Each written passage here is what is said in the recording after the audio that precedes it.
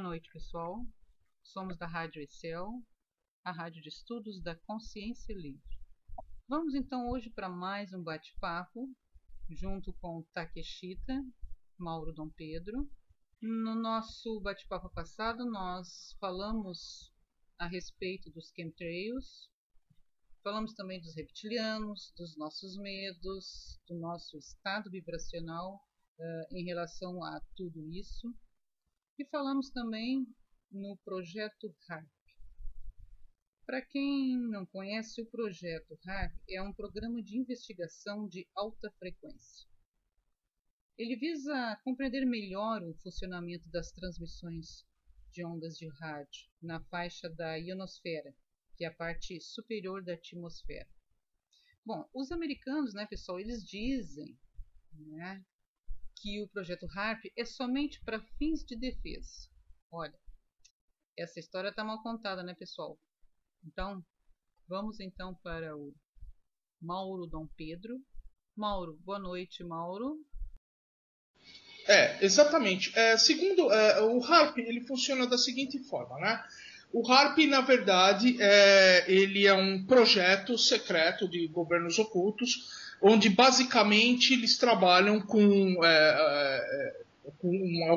tem algumas antenas espalhadas em alguns lugares do mundo, onde segundo algumas explicações oficiais, eles trabalham com ondas de baixa frequência. É isso segundo as explicações oficiais. Mas, na verdade, nós não sabemos que é assim que funciona, segundo fontes de pesquisa, segundo alguns pesquisadores autônomos, o HARP ele pode tanto funcionar através dessa manipulação dessas ondas de baixa frequência, é utilizado na guerra climática, ele é utilizado como arma para gerar terremotos, ele pode ser usado até inclusive para entrar na mesma frequência cerebral dos seres humanos. Inclusive, uma grande parte, segundo algum projeto, segundo alguns projetos secretos, ele foi citado no se não me engano, projeto ultra secreto, o MK Ultra. É um programa de investigação. Investigação. Se eu não é no Alasca, Isso. A tradução significaria Mind Control, Ultra, E é usado como uma arma psicotrônica, inclusive. Eles fazem geralmente, quando você manipula essas ondas de baixa frequência, eles conseguem trabalhar na mesma vibração, na mesma faixa do cérebro humano, ou seja, no cérebro dos seres humanos. Tá aí o nosso amigo, o grande pesquisador Takeshita, ele pode complementar melhor, inclusive, as respostas, inclusive através da sua pesquisa. Boa noite, Domingos, Takeshita, fique à vontade. Boa noite, Mauro, boa noite, Suzana, boa noite o pessoal todo aí que está nos ouvindo, Mauro apresentou bem a questão do HARP.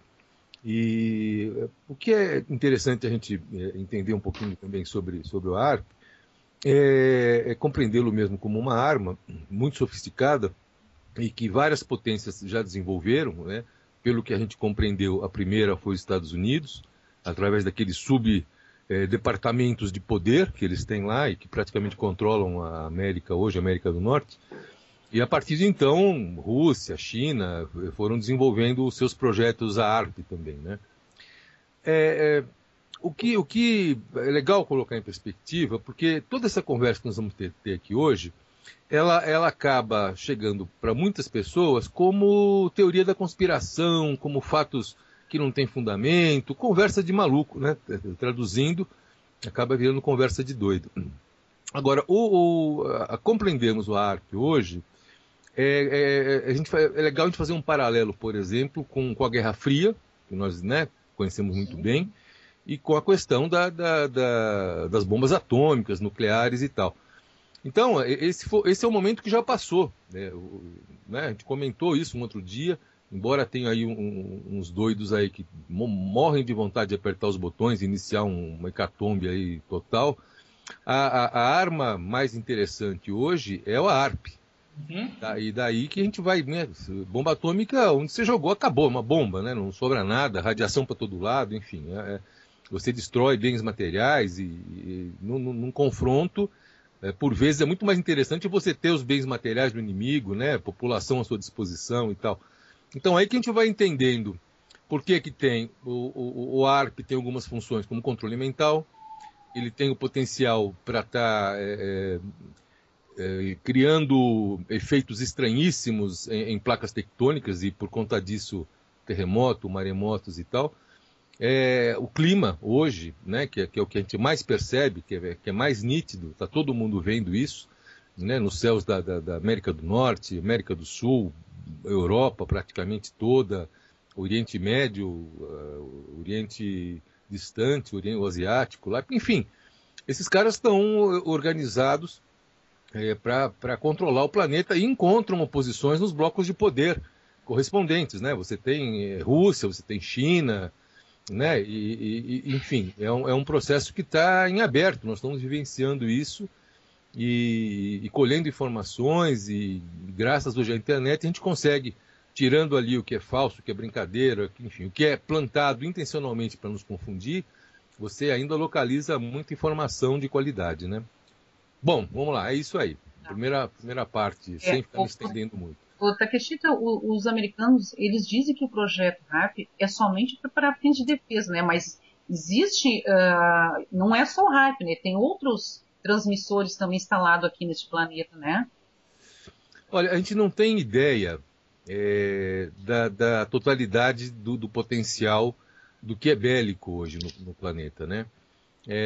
Quando você vai entender, ou alguém, enfim, acaba abandonando esses projetos, ou algum pesquisador consegue identificar por um lado ou outro o que estão fazendo e traz à luz para todos nós o que está acontecendo, você fica impressionado. Inclusive, as pessoas ficam achando, bom, estamos perdidos, né? Porque frente a essa... Nós vimos agora, no 11 de setembro, não, mas foi decorrência do 11 de setembro, né, das Torres Gêmeas, o controle da população americana e tal. Nós vimos aí um tempo atrás aquele Occupy Wall Street, o pessoal indo para a rua reclamando, como foi aqui depois uma versão nossa, né, mais recente.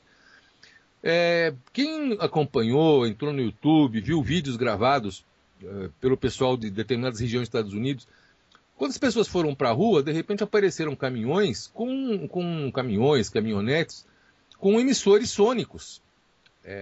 Os sujeitos de preto, um vestimento, uniforme assim, muito estranho, um negócio meio, né, pesadão.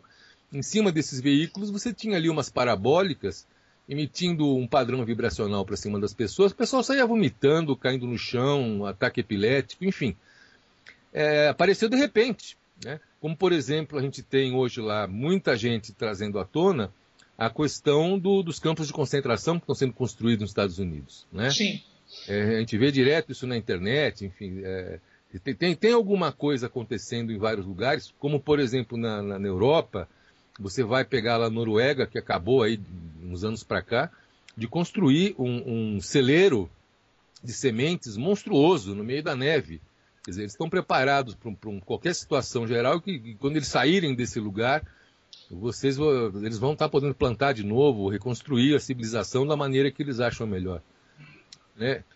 Então, para encerrar, vejam que interessante. Eu citei aqui outro dia também um exemplo de uma pessoa que a gente tem um contato na Suíça, e ela até participou da nossa última entrevista, confirmando aquela história da Nestlé, né? Que está lá na outra gravação, se a gente conseguir recuperar essa gravação. Sim. Mas, por exemplo, todo cidadão da Suíça, ele é treinado 2 vezes por ano, 3, toca lá uma sirene, um alarme, cada um deles tem um bunker. Enfim, eles vão para uma escola, vão para um departamento público, eles sabem para onde ir, a partir de lá vão encontrar caminhões, transporte, das Forças Armadas e não sei o quê, que vão encaminhá-los para cada um tem o seu bunkerzinho, BJ36JC, no oeste. Quer dizer, ninguém lá na Suíça vai ficar exposto enfim. Quer dizer, então, quando a gente começa a olhar essas coisas, a gente vê que há uma situação subterrânea, que não vem a público, a mídia não vai trazer isso mesmo, né, sobre questões que a gente fala, peraí, o que está acontecendo aí nesse planeta, em que barco que eu estou? E a importância, de novo, é da informação, da gente circular a informação, checar as informações, enfim. Quanto mais as pessoas conseguirem se informar, melhor a gente vai conseguir entender o que estão fazendo. Por exemplo, e para fechar essa minha participação nesse momento, a questão dos chips, Mauro e Suzana. Isso. Você pega nos Estados Unidos, pelo que a gente está acompanhando, está entendendo, de um determinado momento para frente, se já não foi em alguns estados e tal, o chip surgiu como um pretexto para a questão dos seguros médicos, do atendimento médico. As pessoas têm que ter chips para poderem serem atendidas, porque no chip vai estar lá a informação do seu tipo sanguíneo, suas características físicas, que facilita muito. Só que nós já sabemos que nesses chips estão embutidas outras coisas. Exatamente. Por exemplo, voltamos para o ARP, voltamos para as frequências que são emitidas, você citou o exemplo do MK Ultra, que é um trabalho que é feito, inclusive esse trabalho é feito para os pilotos dos chemtrails, dos aviões que nos pulverizam. Perfeito. Esses pilotos são todos muito jovens e todos eles foram preparados dessa maneira para fazer o que fazem, né? Bom, enfim, vamos lá, prosseguindo. Bom, isso é muito interessante, falando sobre a questão dos chips, que há pouco tempo atrás vi uma reportagem falando exatamente dos chips que você acabou de citar, Takeshita. E aqui no Brasil também tem alguns entusiastas dessa nova tecnologia, pelo que eu estava observando. Só que no caso, aqui a desculpa é um pouco mais, digamos, bem elaborada. Eles falam, olha, é bom ter esse chip subcutâneo, porque, por exemplo, é bom para, em caso de sequestro, você pode ser localizado. Quer dizer, o propósito é o mesmo, só muda a conversinha, né? Então você vê como as coisas são nefastas. Eles através de um medo, de uma grande insegurança, eles criam e jogam essas, digamos assim, essas armadilhas, né? Que acham, não, isso é bom para você, isso é bom para sua saúde, vai te localizar em caso de sequestro e tudo mais, né? E assim eles vão conseguindo implementar digamos assim, essas tecnologias, né, Mauro? Essas tecnologias. Essa manipulação. Justamente para manipulação, né? Eu chego à conclusão que o ser humano é fácil manipulado. É muito fácil. Nós vivemos dentro de um contexto, se a gente olhar historicamente, a gente vê em todas as civilizações questões ligadas ao controle das pessoas. Nós temos a escravidão, que ainda está aí, mas foi muito mais intensa, né? Quer dizer, a gente tem um processo do controle de produção, a gente observa a questão das classes operárias, se a gente quiser olhar por esse prisma, né? Olhar do lado da economia. Quer dizer, o que nós temos o tempo todo aí é uma estrutura voltada, né? A gente fala capitalismo, socialismo, se a gente for observar, está tudo muito parecido hoje. Exatamente. A questão é a exploração do trabalho continua, né? Em níveis mais brutais, um pouco mais sutis, né? Todo o establishment vem de um modelo educacional, de consumo, enfim, tem todo um contexto que foi construído, né? E isso que é interessante a gente colocar. Isso não foi construído apenas circunstancialmente, como uma decorrência histórica, natural, quer dizer, há um processo aí de gente, de grupos, né? Trabalhando para que as coisas tenham funcionado assim, continuem funcionando assim e aprimorem-se. Quando a gente fala em chip, quando a gente fala em ARP, quando a gente fala dessas questões, a gente não está falando nada mais do que esse pessoal já vem fazendo há centenas de milhares de anos. Mas que pessoal é esse, Takeshita? É o ser humano que é mau, nós somos maus. Nós somos o que está ali no fio da navalha. A gente sabe que a gente vai ter que decidir de que lado que a gente quer ficar, né? Por um planeta bacana, livre, soberano, né? Onde todos nós possamos ter uma vida digna e que a felicidade seja partilhada entre todos nós, ou continuar alimentando essa maluquice que a gente está vendo onde dá. Guerra, confronto, destruição, controle, poder, as pessoas se autodestruindo individualmente, quer dizer. Então, quando a gente para observar o grande modelo no qual todos nós estamos inseridos, parar para olhar e falar, muito bem, Né? O que eu quero fazer com essa história toda? Daí a informação é fundamental. Porque tem gente que acha que é bacana, isso tá legal, é assim mesmo, não tem jeito. Tem uns que falam, não tem jeito mesmo, estamos tudo lascado, tem que aceitar. Quer dizer, qual é a postura interna ideal para a gente lidar com esses desafios, lidar com esse processo nosso de transcender essa situação que não é minha nem sua, de todo mundo. Né? É uma situação coletiva hoje. E as saídas hoje, por conta de todo o contexto tecnológico, o planeta nós estamos muito mais próximos. Eu estou falando com a Suzana no Rio Grande do Sul, o Mauro não sei aonde, as pessoas que estão nos ouvindo estão espalhadas pelo Brasil. Quer dizer, isso possibilita uma circulação de informação que vai criar uma egrégora muito positiva.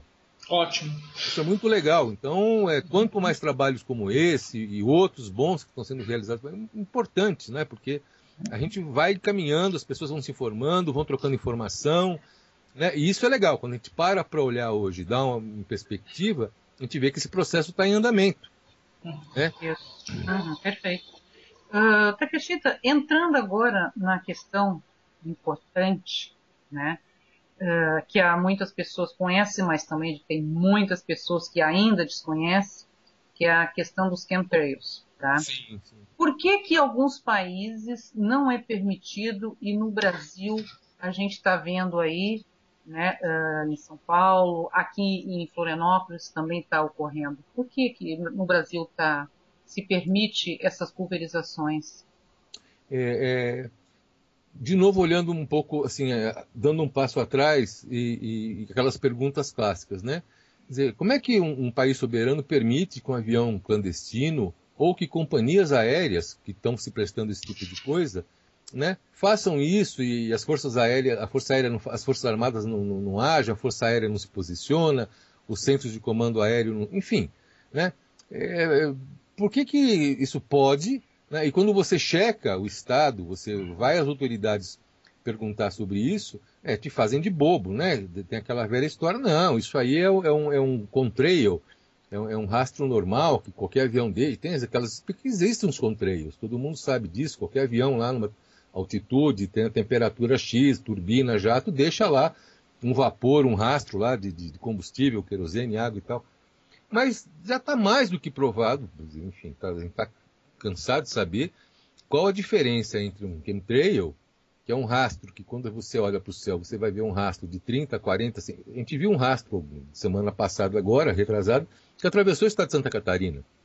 Quer dizer, você tem como localizar esses rastros pelos satélites que estão, enfim, olhando a gente lá de cima, e as imagens desses satélites são as mesmas que a gente vê nos sites de meteorologia. Aqui no Brasil a gente tem vários, são sites super confiáveis e tal, então você vê essas imagens lá. Então a gente sabe que você tem gente lá, que, por exemplo, nos setores de meteorologia do Brasil, que sabe muito bem o que está acontecendo. Você tem nas Forças Armadas gente que sabe que está... Enfim, cientistas, pesquisadores. Agora, a questão da mesma maneira, por exemplo, só para fazer um paralelo, que muita gente sabia, vocês vão se lembrar do PC Farias, talvez alguns mais novos não se lembrem, que quando a gente tinha lá um presidente chamado Fernando Collor, existia lá um sujeito taciturno que trabalhava o controle do poder, praticamente estava indo para as mãos desse homem.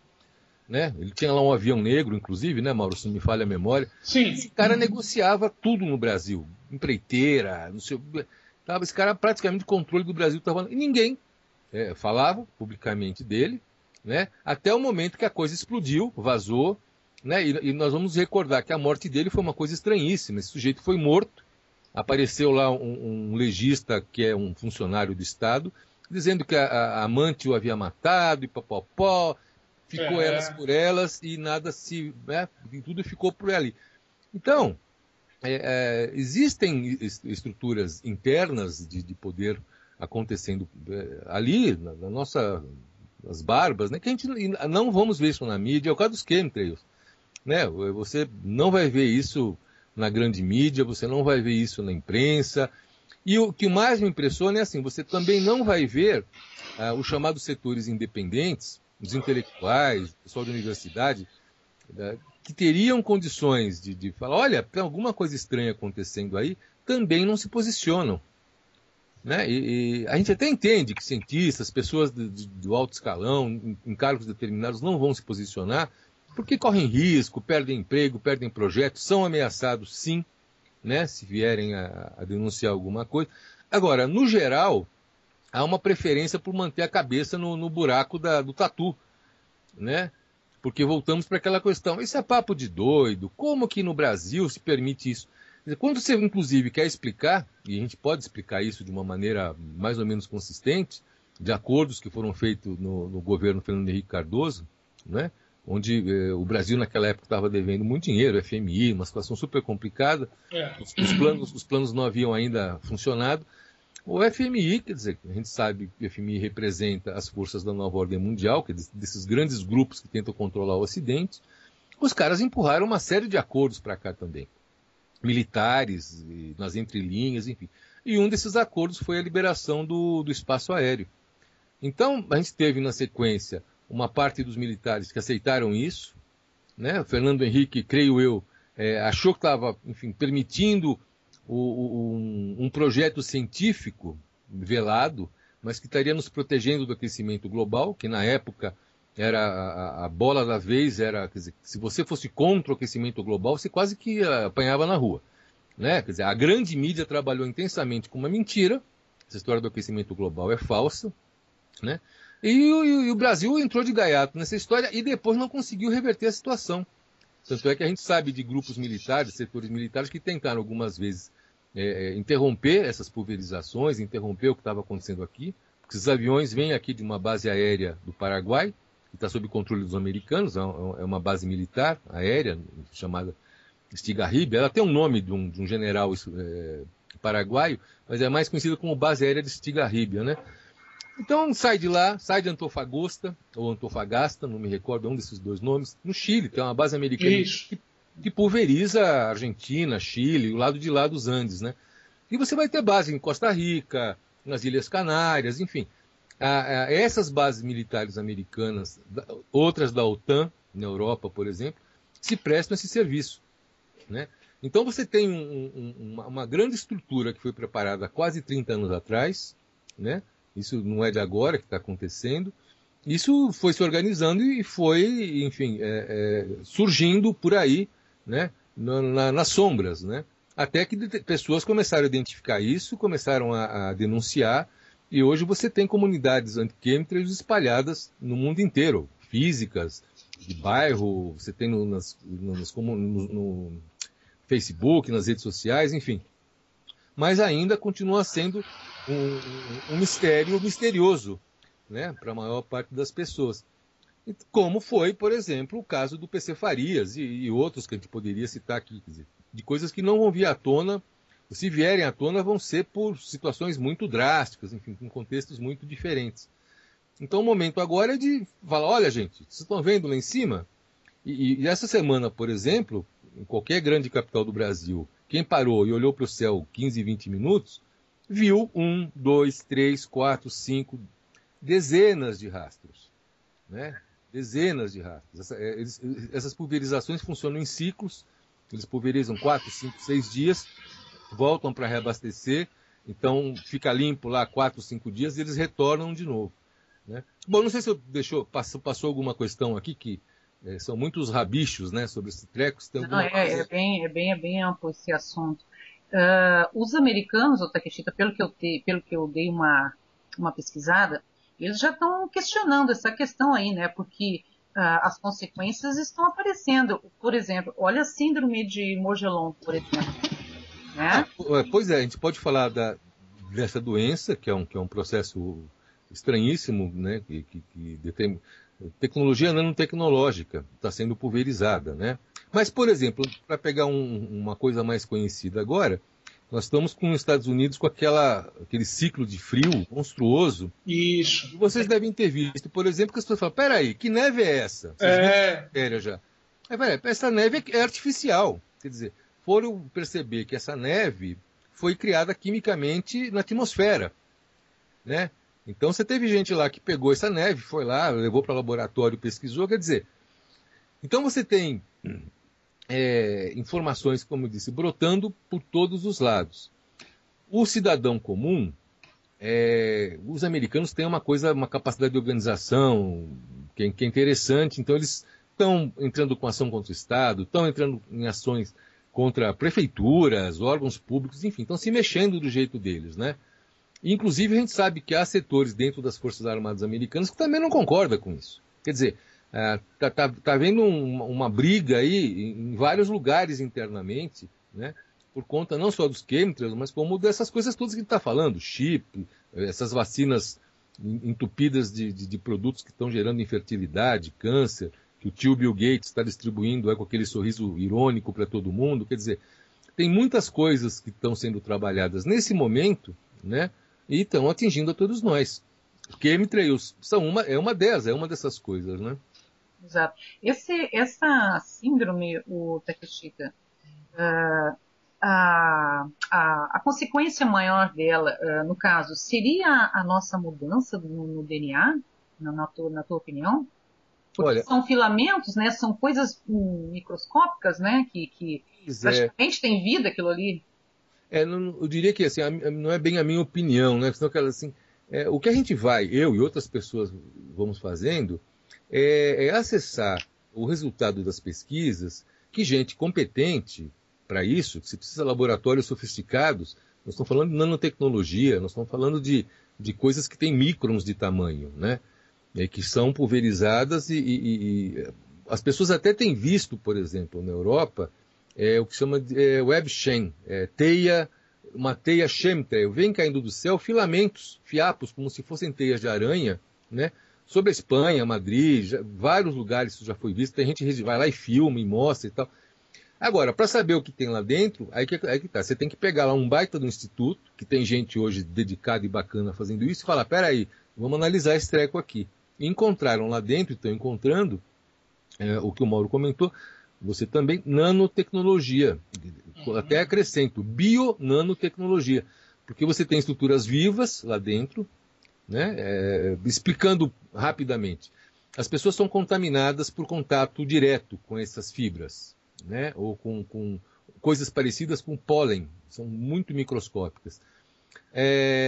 O primeiro sintoma que aparece são feridas na pele.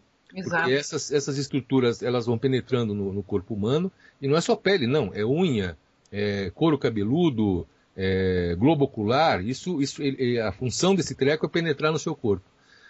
E as pessoas se enchem de feridas, quer dizer, há uma reação do organismo, e essas pessoas vão para os médicos. Então, quando eu falo essas pessoas, a gente tem, até 2009, por cima, os especialistas acreditavam que eram 300 mil pessoas infectadas Europa e Estados Unidos, 2009, nós estamos em 2014, né? E conversando com comunidades, médicos, pesquisa, tem gente que se dedica a isso. Facebook você vai encontrar, você põe em Mojo, no Brasil, inclusive, nós temos um médico aqui, em Florianópolis, que está se dedicando a isso e já tratando alguns casos, porque isso já está acontecendo no Brasil também. Mas voltando para a Suzana, quer dizer, o que estão querendo fazer com isso, né? Num primeiro momento, olhar a situação assim. Eles pulverizam o que eles querem, né? Situação cômoda, né? Passa lá um avião, pulveriza, todo mundo é ratinho, cai o que se quiser em cima da gente, sobe para a atmosfera o que eles quiserem, enfim. Você prepara esses compostos. Então, a metáfora, enfim, para iniciar o Mogelon, nós podemos falar do H1N1. Uhum. Esse vírus, bactéria, não me lembro se é vírus ou bactéria, mas ninguém sabe de onde veio, né? De repente está aí, se alastrou, se tenta controlar, enfim, né?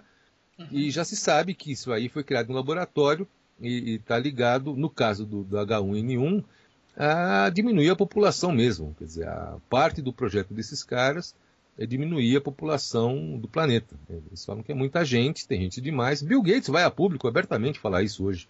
Você põe lá Bill Gates, Population, você vê o cara falando lá que precisamos ter controles mais efetivos, não sei o quê, põe dados, números, etc e tal. E eles acham isso mesmo, é muito seguro médico, é muita gente para administrar, é muita possibilidade de revolta, muita gente para você administrar, não só, né, dentro de um contexto do Estado, muita gente se revolta. Então, você tem H1N1 com essa função, as vacinas de Bill Gates também, né? Agora, voltando para a síndrome de Mogelon, o que você tem aí é uma coisa muito mais sofisticada, que vai nos levar, por exemplo, aos reptilianos. É a hora que a gente vai entrar numa segunda camada da nossa conversa aqui. Que a conclusão, nem todos chegam, nem todas as pessoas que lidam com os chemtrails, com os equipamentos anti-chemtrails, acha, concorda com isso, acha até inclusive que é uma fantasia e tudo mais e tal. Agora, o pessoal que está envolvido com as questões extraterrestres, que tem conhecimento nessa área, que troca informações, enfim, que viveu experiências reais. Nós não estamos falando só de quem lê o livro e está reproduzindo o que leu no livro, o que leu... Nós estamos falando de experiências reais, de pessoas que passaram por experiências reais. A gente vai dar de cara com essa história toda de uma civilização, nós estamos falando de umas, tem outras envolvidas aqui, mas de uma muito negativa, que habita esse quadrante da galáxia e que tem um projeto de colonização para vários mundos, para vários sistemas solares. Então é uma questão que os ufólogos estão começando a compreender isso, o pessoal que está entrando em questões, quando se fala vamos colocar de uma maneira interessante, de seres extradimensionais, por exemplo, que a gente fala só em extraterrestre, né, como se fosse... nós temos que abordar essa questão também como seres que habitam outras dimensões de espaço e tempo. Enfim, tem muita gente, tem muitas civilizações, e nós fazemos parte desse contexto todo. Né? Nós achamos, por enquanto, que estamos sozinhos aqui, o SET não pegou nenhum sinal, mas pegou, todo mundo sabe que já pegou. Né? Mas não tem ninguém.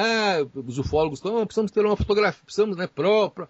Mas o que está acontecendo foi já muito além das abduções, dos contatos de primeiro, segundo, terceiro grau, enfim. Né? Nós estamos já no meio de um processo onde uma raça está tentando subjugar a nossa. Né? Aí não fomos subjugados totalmente porque nós temos uma fração nossa, um departamento nosso, humano, que está ligado a seres evoluídos do universo que estão, de certa forma, segurando um pouco essa onda. Estão torcendo e trabalhando para os nossos níveis de consciência se elevarem, nós entendermos isso tudo e assumirmos a soberania do planeta. Eu vejo muito nas comunidades ufológicas, que a gente acaba participando, os amigos e tal, muita gente recebendo informações de supostos canalizadores, não é? Nossa. Que o cara, eu estou canalizando o Astacheran, eu estou canalizando o Babaligalô, é o comandante não sei o que e tal. Você vê que é uma coisa interessantíssima. Todas essas informações, ou pelo menos 80% delas, são plantadas, são falsas, são geradas pelos obscuros, e elas se caracterizam por duas coisas que eu acho, por várias outras, mas duas que são fundamentais. A primeira que todo mundo está careca de ouvir há anos é essa, de que não, nós vamos chegar aqui nas nossas naves, vai chegar um dia que todos vamos chegar aqui do espaço de uma hora para outra e vamos assumir, ajudá-los a administrar o planeta, nós vamos fazer, vamos salvar. Né? E vocês não precisam se preocupar com nada, fiquem aí meditando, fiquem no espaço, todo mundo é bacana, nós estamos chegando para ajudar vocês, e blá, blá, blá, essa conversa mole. E você tem, um desdobramento disso, muitos guruzetes aqui no Brasil, tem um monte de gente, inclusive, aqui, que é só você procurar que você acha. Não, todos os ETs são do bem. Se você tiver um sonho com extraterrestre, não tem problema. Aqueles de olhinho preto não são malvados. Pode deixar ele entrar no seu sonho. Se for abduzir, vai ser muito bom, que eles são uma raça superior, eles vão te trazer mais saúde, mais inteligência. Quer dizer, tem gente falando abertamente isso, gente que tem público, que você vai ver lá uma postagem de um desses sujeitos aí no YouTube, 20, 30 mil pessoas e grupos seguindo, cara levando o pessoal para o meio do mato para ver disco voador. Quer dizer, todo esse pessoal que está entrando nessa roubada por conta desse conteúdo falso de informações, está comprometendo sua aura vibracional, está comprometendo sua saúde física, e num nível mais complexo, está comprometendo sua própria alma, digamos assim. Porque a gente pensa em domínio de seres, de civilizações por outras, só nos nossos modelos Segunda Guerra Mundial, né? O filme B de ficção, o descovador vai lá, joga raio, explode e tal. O controle é vibracional, é energético. Esses seres trabalham, nós estamos falando, você vê, Morgellons, nanotecnologia, eles estão implantando estruturas complexas dentro do corpo humano para que nós nos transformemos em outras coisas.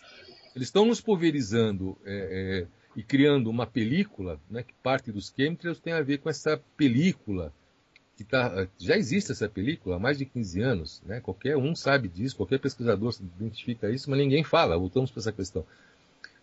Parte dessas pulverizações são óxidos de alumínio, metais pesados, que, fragmentados na forma de poeira, sobem para a alta atmosfera e criam ali metais, alumínio, cobre, bário, lítio, enfim, vários, dá para ficar falando 15, 20. Cria-se ali uma camada reflexiva, né, que no discurso oficial dos caras que tentam fazer isso tornar um projeto oficial para salvar-nos, a todos nós, do aquecimento global, eles dizem assim, essa película está sendo criada, eles não assumem, mas eles falam que pode ser, que aquela conversa toda. Eles querem fazer ainda, se a ONU aprovar, eles estão nessa agora, se a ONU aprovar e tal. Essa película na alta atmosfera, ela, além de servir ao ARP, né, Mauro, que ela serve como um espelho, uma tabela de um jogo de bilhar, você manda um padrão desses de lá para cima, isso espelha lá em cima nessa camada e vai mexer numa placa tectônica como foi no Haiti. O Haiti foi um teste, né? Então essa camada que eles dizem que é para refletir os raios solares, eles falam que é um projeto que eles poderiam fazer, né? E nós estaríamos evitando o aquecimento global. O que se sabe hoje que o planeta já perdeu de 30% a 40% de luz solar. Nós estamos com menos luz solar, significa menos fotossíntese, menos vitamina D no nosso organismo, né? Uma série de outros problemas graves de saúde, como também, desdobrando, que a gente fala em fotossíntese, a gente fala o quê? Plantação, alimentos, cultivo, né? Tudo isso. Aí você já vai esbarrar na Monsanto, né? Criando produtos que vão aguentar menos. Não, nós temos aqui um milho que aguenta menos luz. Nós não sei. Quer dizer, e a Monsanto produz o quê? Produz híbridos. Não é a semente que vira uma árvore, vira uma planta, e você pega a semente, planta outra, planta. Não. Você tem que voltar a Monsanto e comprar o que eles quiserem te vender, né? Então é toda uma estrutura intrincada que quando você se afasta e consegue perceber, fala, tudo isso aí está ligado. Porque todos eles trabalham em conjunto.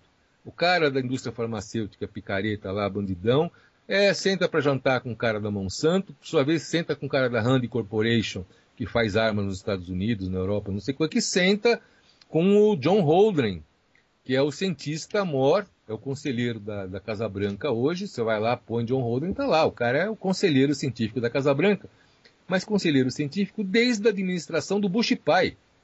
Esse cara está lá há mais de 20 anos, quer dizer, ele e outros. Então, nessas que você vai entendendo, quer dizer, quem é que está no controle do poder e cada vez assumindo mais o... Né? Então você tem os chemtrails, os Mogelon, voltando de novo para a questão dos reptilianos, né? Você tem, num perfil político, social, presidentes, governo, fundações, você tem seres humanos, né, que estão lá. Então a gente olha e tal. Porém, né, são seres humanos a serviço de uma raça complicada, né? E você vai entender que esse processo, quando ele está nesse momento hoje, por exemplo, está indo para um momento mais crítico, né? Porque nós estamos todos assim, recebendo uma intensidade de ondas que estão vindo do universo, que faz parte dos ciclos naturais de evolução do universo, que vai levar a Terra Gaia a dar um salto. E vocês estão lendo isso por aí, né? Nós vemos em terceira dimensão, nós estamos mudando o ciclo para a quarta dimensão, e talvez quinta. Isso vai alterar muitas coisas na forma da gente pensar, funcionar, DNA, código genético e tal. Isso é ir para um lugar melhor do que da terceira dimensão. E isso não é agradável para esses seres, no caso dos reptilianos, seres obscuros associados e tal, porque são seres de baixa densidade. Voltamos, escravidão, dor, enfim, rituais satânicos, tudo essa turma aí. São eles. Famílias reais na Europa e papapá. Para eles não interessa esse salto. Então eles vão tentar retardar o mais que puderem isso. Daí voltamos para essa película na alta atmosfera que eles criaram, né? E querem deixá-la mais para retardar o processo. Nós vamos, de um jeito ou de outro, passar para isso. Mas a gente sabe que precisa de um número, de um coeficiente, dizem que é em torno de 1/3 da população do planeta, desperta, aceitando esse processo, glândula pineal ativada, funcionando, para todos nós, como planeta e como civilização, darmos esse salto. Então eles estão tentando que não chegue nessa fração, nesse coeficiente, eles estão tentando diminuir isso, né? Então, a gente está no meio de um confronto, a gente está no meio de uma guerra, né, literalmente, com seres da Confederação Galáctica alinhados, trabalhando pela luz, né? E esse setor outro fora que que optou por uma experiência diferente no universo, nesse quadrante, que é essa, de controle, poder, né, e tudo mais. Então, os chemtrails, eles são uma das pontas, né, desse... E é interessante os Mojon, Suzana, porque ele traz esse elemento, quer dizer, pô, que laboratórios estão fazendo isso? Da onde veio essa tecnologia? Né? Quer dizer, Exato, isso. Quando você começa a se perguntar, né, que, pô, da onde estão vindo essas tecnologias? São tecnologias do mal, vamos ser bem claros. Sim. Ao mesmo tempo que a gente tem, do outro lado, informações chegando para todos nós de maneira geral, sobre tecnologias de luz. Seja na saúde, seja, enfim, informações, métodos para a área de economia, a área de vários, né, de outros conhecimentos humanos e tal. Quer dizer, a questão toda passa por que tipo de informação está nos chegando, por quem está captando essa informação e o que está fazendo com ela, né? Então, quando a gente fala, por exemplo, dos orgonites, que são esses compostos, né, esses blocos que são criados, é uma mistura de cristais que são compostos dentro de resina, né, que são preparados junto com cobre, alumínio, que vão irradiar padrões vibracionais muito legais para várias coisas, saúde, cura, limpeza do meio ambiente e tal. Isso vem de onde? Né? Se você parar para olhar, a gente sabe que isso veio do Egito, estamos resgatando muita coisa de Atlântida, Egito, papapá, e nos chegando informações novas sobre como aprimorar essas tecnologias. Na mesma proporção, chegam informações para os caras lá da Rand Corporation para fazer uma arma sônica que vai fazer as pessoas caírem no chão e tremerem, e vomitarem o tempo todo. Então, você vai perceber aí que tem um contexto onde nós estamos no meio dessa brincadeira. É verdade. A decisão final vai ser nossa. É nossa, foi. Se as pessoas optarem todas por fazer essas barbaridades que as forças da não-luz estão o tempo todo propondo, incentivando, etc. e tal, isso aqui vai virar um caos e vai ficar feitio do que eles querem. E é como eles deixam os planetas deles. Vira Exatamente. absurdo, uma loucura, né? O pessoal fala muito, Takeshita. Eu recebo muita mensagem a respeito disso, do estado vibracional. E eu sempre digo, não baixe a vibração de vocês. Vai ser através do nosso campo vibracional que a gente vai ser encontrado. É isso que as pessoas precisam entender. As pessoas estão bem informadas, entendeu? Todo mundo pensa, vai cair uma nave aqui, vai ser assim, vai ser...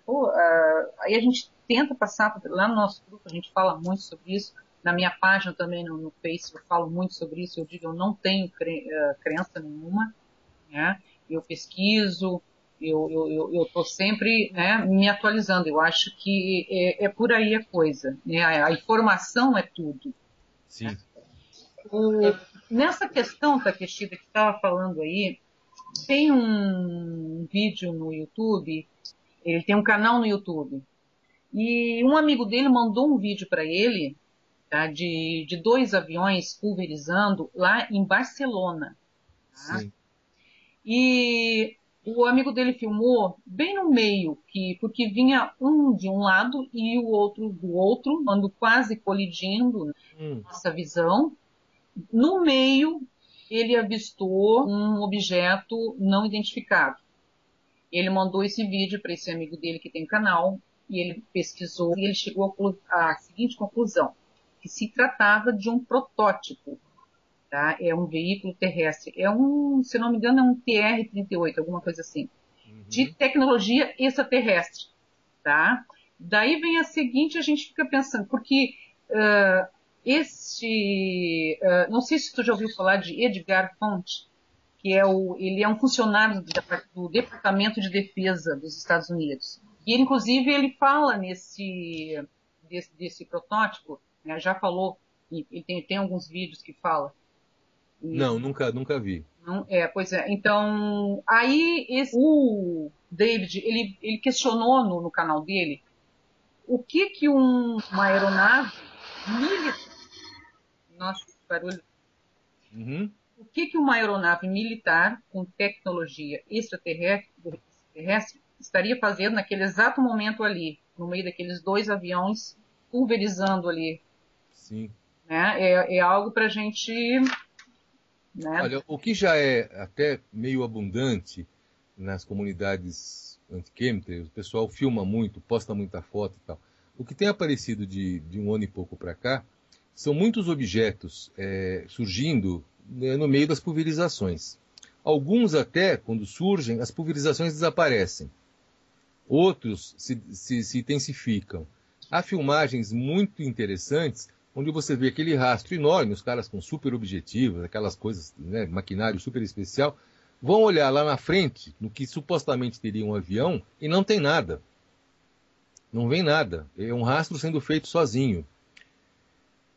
Então, a gente tem aí coisas que a gente não compreende muito bem, né, o que está acontecendo. Então, você pode ter desde um protótipo aí a serviço desses setores nefastos aí, fazendo uma medição lá em cima dos rastros, da química, está tudo ok e tal. Pode Como ser. você pode ter um objeto, por exemplo, da federação, uma sonda, anulando alguma coisa muito grave, né? Por exemplo, eu vou contar um caso para vocês. Nós temos que nos preparar para isso. Nós tivemos a Copa das Confederações ano passado, né? Nós estamos em 2014. Sim. Foi 2014, 2013 foi a Copa das Confederações, Mauro? Agora... Não, ano passado, 2013. 2013, né? Isso. Então, o que nós sabíamos, e foi chegando para vários grupos das mais diferentes matizes, comunicado de seres de luz, enfim, setores do exército, N lugares, que eles iriam aproveitar a grande concentração no Brasil das pessoas nos estádios e pulverizar, vamos chamar de coisas, né? Coisas bacteriológicas. Aí nesse coisas pode estar embutido Mogelons, HN1, enfim, a gente não sabia exatamente o que eles iriam pulverizar. Mobilizou-se nessa época, muitos setores se mobilizaram, o pessoal mentalizou, o pessoal sentou para meditar, grupos do Japão entraram em contato conosco, que tem um trabalho muito legal também em relação aos químicos. Quer dizer, nós fizemos uma grande operação de defesa, com um número limitado de pessoas, lógico que não é tanta gente assim, e no caso dos equipamentos, o grupo que eu participo, né, um grupo fechado que nós temos aí, a gente posicionou todos os equipamentos que a gente tinha, cristais, enfim, orgonite, tudo que a gente está desenvolvendo, em direção aos estádios nos dias dos jogos, né? E o legal é que a gente tinha dentro dos estádios algumas pessoas que eram parceiras nossas de trabalho e que ao mesmo tempo estavam lá como voluntárias. Então eu tenho um relato de um conhecido nosso, falou assim, olha, eu estou aqui no Rio de Janeiro, no estádio tal, os aviões passaram aqui em cima, a gente viu os aviões, e foi muito interessante, porque logo que ele passou, as pessoas começaram a ficar com irritação nos olhos, começaram a tossir, espirrar e tudo mais e tal, mas logo depois, quando, enfim, ele também ficou, ele saiu tossindo, lacrimejando e tudo mais e tal, não me aconteceu mais nada, quer dizer, então, de alguma forma, a gente conseguiu anular o que estava sendo pulverizado sobre esses estádios. Porque o que a gente entendeu é que era para gerar uma epidemia de HN1 ou de alguma coisa ali tinha sido planejada. Como, por exemplo, na abertura dos Jogos em Londres, aí 2012, Mauro. Sim. Vocês lembram que surgiu uma nave em cima no dia da abertura dos Jogos? Sim, me lembro desse fato. Vídeo e tal. Um pouco antes, os comunicados fakes, né? Aquela coisa que o pessoal que se faz passar pelos seres de luz, pelo pessoal bacana lá de cima, dizia o seguinte, nós vamos aproveitar essa ocasião para fazer uma amostra de quem somos nós, muitas das nossas naves vão aparecer sobre ali o estádio que foi em Londres mesmo, papapá e tal. Só que a gente sabia que era uma operação dos negativos. Era uma operação de pulverização, ia dar alguma coisa ruim lá, ia acontecer. E nós recebemos um pouquinho antes o seguinte, a federação informou, olha, eles não vão conseguir manifestar todas as naves que eles querem manifestar, não vão fazer nada, no muito o que vai aparecer lá é o reflexo um ou outro de alguma projeção holográfica que eles vão tentar na sequência, implementar nessa operação, que foi o que foi visto. O que foi visto lá foi uma projeção holográfica de uma dessas naves, que iriam aparecer lá com centenas de naves, enfim. Caos. A velha história do caos, né? Porque, nós vamos salvar, mas na verdade acontece. Porque você cria um jogo interessante aí. Por que eles se colocam no lugar dos seres de luz que estão direto ou indiretamente nos apoiando? Porque eles criam falsas expectativas. Quando eles estão aí há anos falando que, não, vocês não se preocupem, nós vamos chegar agora em março, eles dão data, março de outubro, nós vamos aparecer com as naves em cima do Central Park, toda hora, todo mês tem um negócio desse. E não aparece nada. Quer dizer, as pessoas incrédulas que estão acreditando nos guruzetes, esse pessoal que se presta serviço, vai ficando cada vez mais frustrado e fala, porra, não tem nada de federação, esses caras falam, e não fazem nada, olha, tá explodindo guerra, tá morrendo gente, que federação, que porra nenhuma, literalmente, né? Isso. Para usar um termo bem chu, é isso aí. Isso vai gerando o quê nas pessoas? Olha, não tem saída, não dá, ninguém vai nos salvar. E esse é o velho problema conhecido nosso, que é as pessoas acreditarem que alguém vai nos salvar, que precisa de herói, que precisa do cara sabe tudo, que precisa do guru, né? Isso, é o maior problema para a gente hoje, porque o potencial interno de cada um de nós é enorme. E se você assume a soberania pessoal, se você assume a si mesmo, liberta-se de uma série de jogos extremamente nefastos que está envolvido aqui no establishment, no cotidiano, e cria modelos novos de vida, de qualidade de relacionamento, etc. e tal, você não entra nessa parada de achar que alguém vai te salvar. Você deixa de ser o coitadinho, porque é uma beleza para esses caras as pessoas ficarem se achando impotentes e coitadinhas. Todo impotente e coitadinho precisa de um tirano, de um cara que vá controlá-lo. Uns mais suaves, bons de lábia, outros mais explícitos, outros mais durões, mas sempre vai ter alguém administrando a vida dessas pessoas. Isso é um contexto ótimo para quem quer controlar um planeta, um país, enfim, seja o que for, né? E aí entra, de novo, voltamos para a questão do medo, voltamos para um lado, porque eu acho que a Suzana pode até colocar melhor do que eu isso. Suzana, a questão do que é prazer para a nossa sociedade hoje. O que é alegria, o que é prazer. Porque do jeito que está deformado isso tudo, a gente vai entender que isso faz parte desse jogo. De um lado, coitadinhos, sofredores, essa lógica de permanecer escravo, quer dizer, trabalhar 30 anos, 40 anos da sua vida, socado numa sala, numa empresa, sei lá onde e tal, 8, 9 horas por dia, tendo seu trabalho explorado por terceiros. Né? E de repente você é demitido, quando você fica velho, lasque-se, dane-se, enfim, você é usado que nem e jogado fora que nem uma casca de laranja. Né? E tem gente que acha que isso é maravilhoso, que a vida é isso mesmo. A vida não é isso mesmo. Né? Então, quando você tem inicia um processo de soberania sobre sua própria vida, você começa a perceber que isso é um absurdo, que isso não tem nenhum sentido. Você cresce sem ver seus filhos, você não sabe com quem você se casou, porque você não conseguiu mais ver a mulher ou o marido que você optou por viver, por amar, porque e por aí vai. Então, a qualidade de vida hoje para todos nós passa por o que eu quero comer, eu não quero comer transgênico, com quem que eu quero me relacionar, que tipo de trabalho eu quero fazer, que é positivo para mim, que me traga um retorno, ainda temos que lidar com energia material, com dinheiro, que me traga um retorno saudável, né, que eu faça um trabalho digno, que eu, enfim, contribua para o todo, e não fique aí fazendo bobagem que só ferra as pessoas, enfim. São essas pequenas coisas do cotidiano de cada um de nós que são fundamentais para qualquer mudança, né? Agora, se você entra nessas histórias de o mundo não tem jeito, eu sou um coitadinho, eu preciso de alguém para me ensinar a fazer isso, fazer aquilo, como é que eu faço? Socorro, me dói aqui, esse tipo de gente está perdida. E basta olhar porque o tipo de vida que as pessoas têm, não é? É verdade. Então você começa a falar disso, mas Suzana, me fale um pouco, você tem feito estudos, você está pesquisando isso, mídia e tal, compre, faça, seja...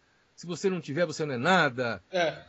Se você no sábado não for para balada, você morreu. Se você não tiver a mulher mais linda, se não tiver o homem mais rico, você está perdido. Quer dizer, é uma loucura isso. Tá aqui. Eu queria só fazer uma colocação em cima disso que você falou tudo, que me preocupa muito esses pseudo-gurus, sabe? Geralmente pessoas que dizem que recebem canalizações desses seres e tudo mais, dizem assim, é bem isso mesmo que você falou. Olha... esses seres são embaixadores, são nobres. Eles não vão representar nenhum tipo de ameaça. Eu já ouvi, inclusive, um guru aí, o pseudo-guru, falando que esses seres não representam nenhum tipo de ameaça à sociedade, porque se quiserem tomar o planeta, tomariam.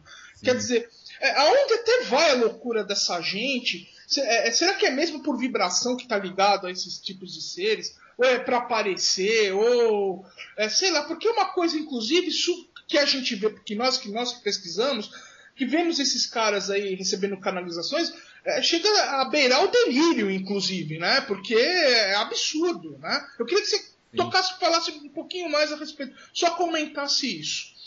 Olha, os canalizadores são seres humanos como qualquer um de nós.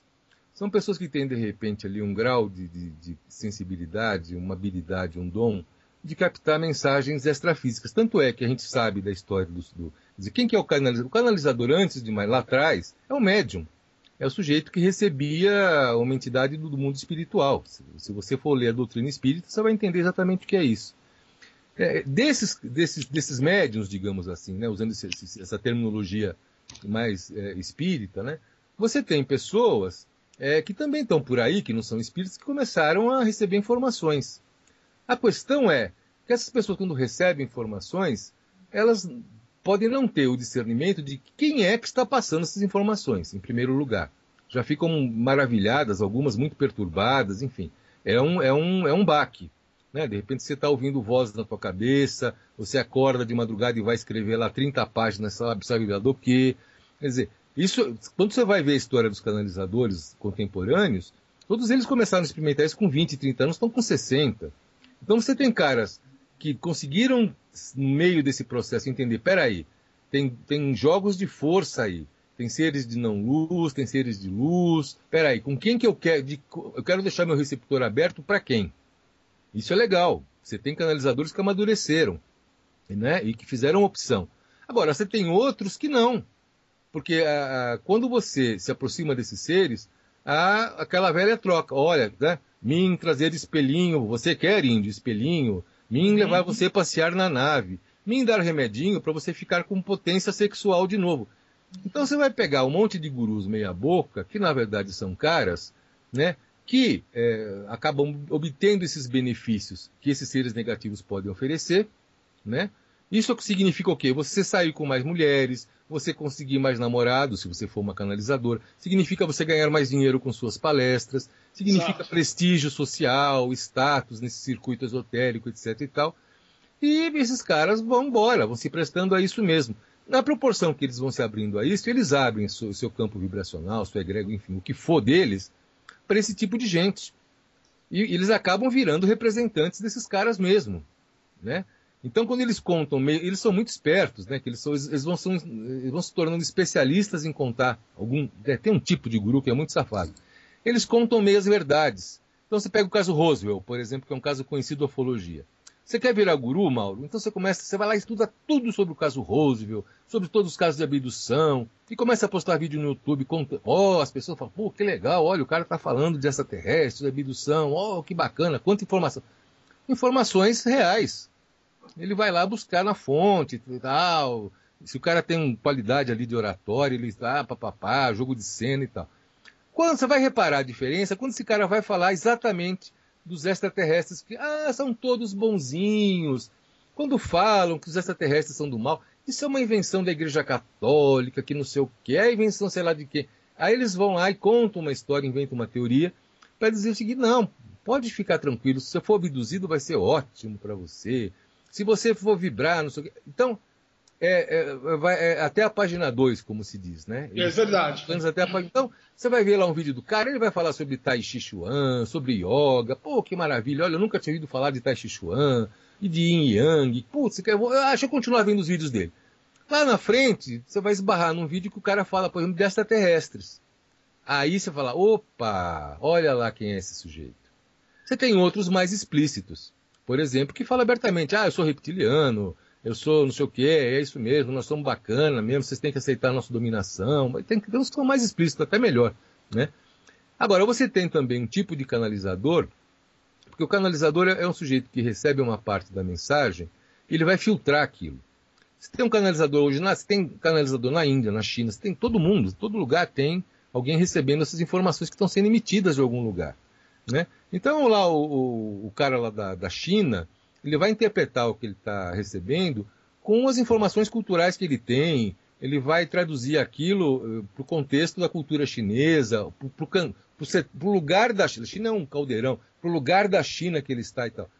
E muitas vezes um cara como esse, de repente, acaba colocando uma posição dele junto, né, com uma informação que pode ser até de primeira linha. Vou te dar um exemplo. Tem um canalizador muito importante nos Estados Unidos, que já há algum tempo e tal, e de repente teve um período que ele começou a falar que o Obama era um ser de luz. Que ele ia fazer uma transformação na América, que pototó, que Obama, todo mundo tinha que apoiar, Obama apoiou a eleição. Quer dizer, o que aconteceu? O pessoal dos outros canalizadores, né? Meu amigo, ninguém está recebendo esse tipo de informação. Que história é essa? Como assim? Aí os caras disseram mais, falaram, olha, o que nós recebemos aqui, alguns receberam, é assim, que foi tentado que seres de luz migrassem, criassem um campo de influência no Obama, assim como em outros presidentes, para que determinadas situações críticas, como a guerra do Irã, por exemplo, não acontecesse. Quer dizer, não é que Obama era o enviado de luz, o Messias, que era o que esse canalizador estava falando. Muito bom.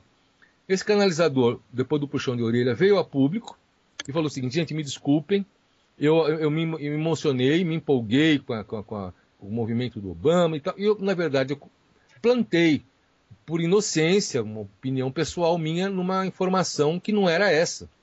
Isso é legal, o cara veio a público e falou. Então, quer dizer, o canalizador não é um dono da verdade, né? Esse sujeito que recebe, não é.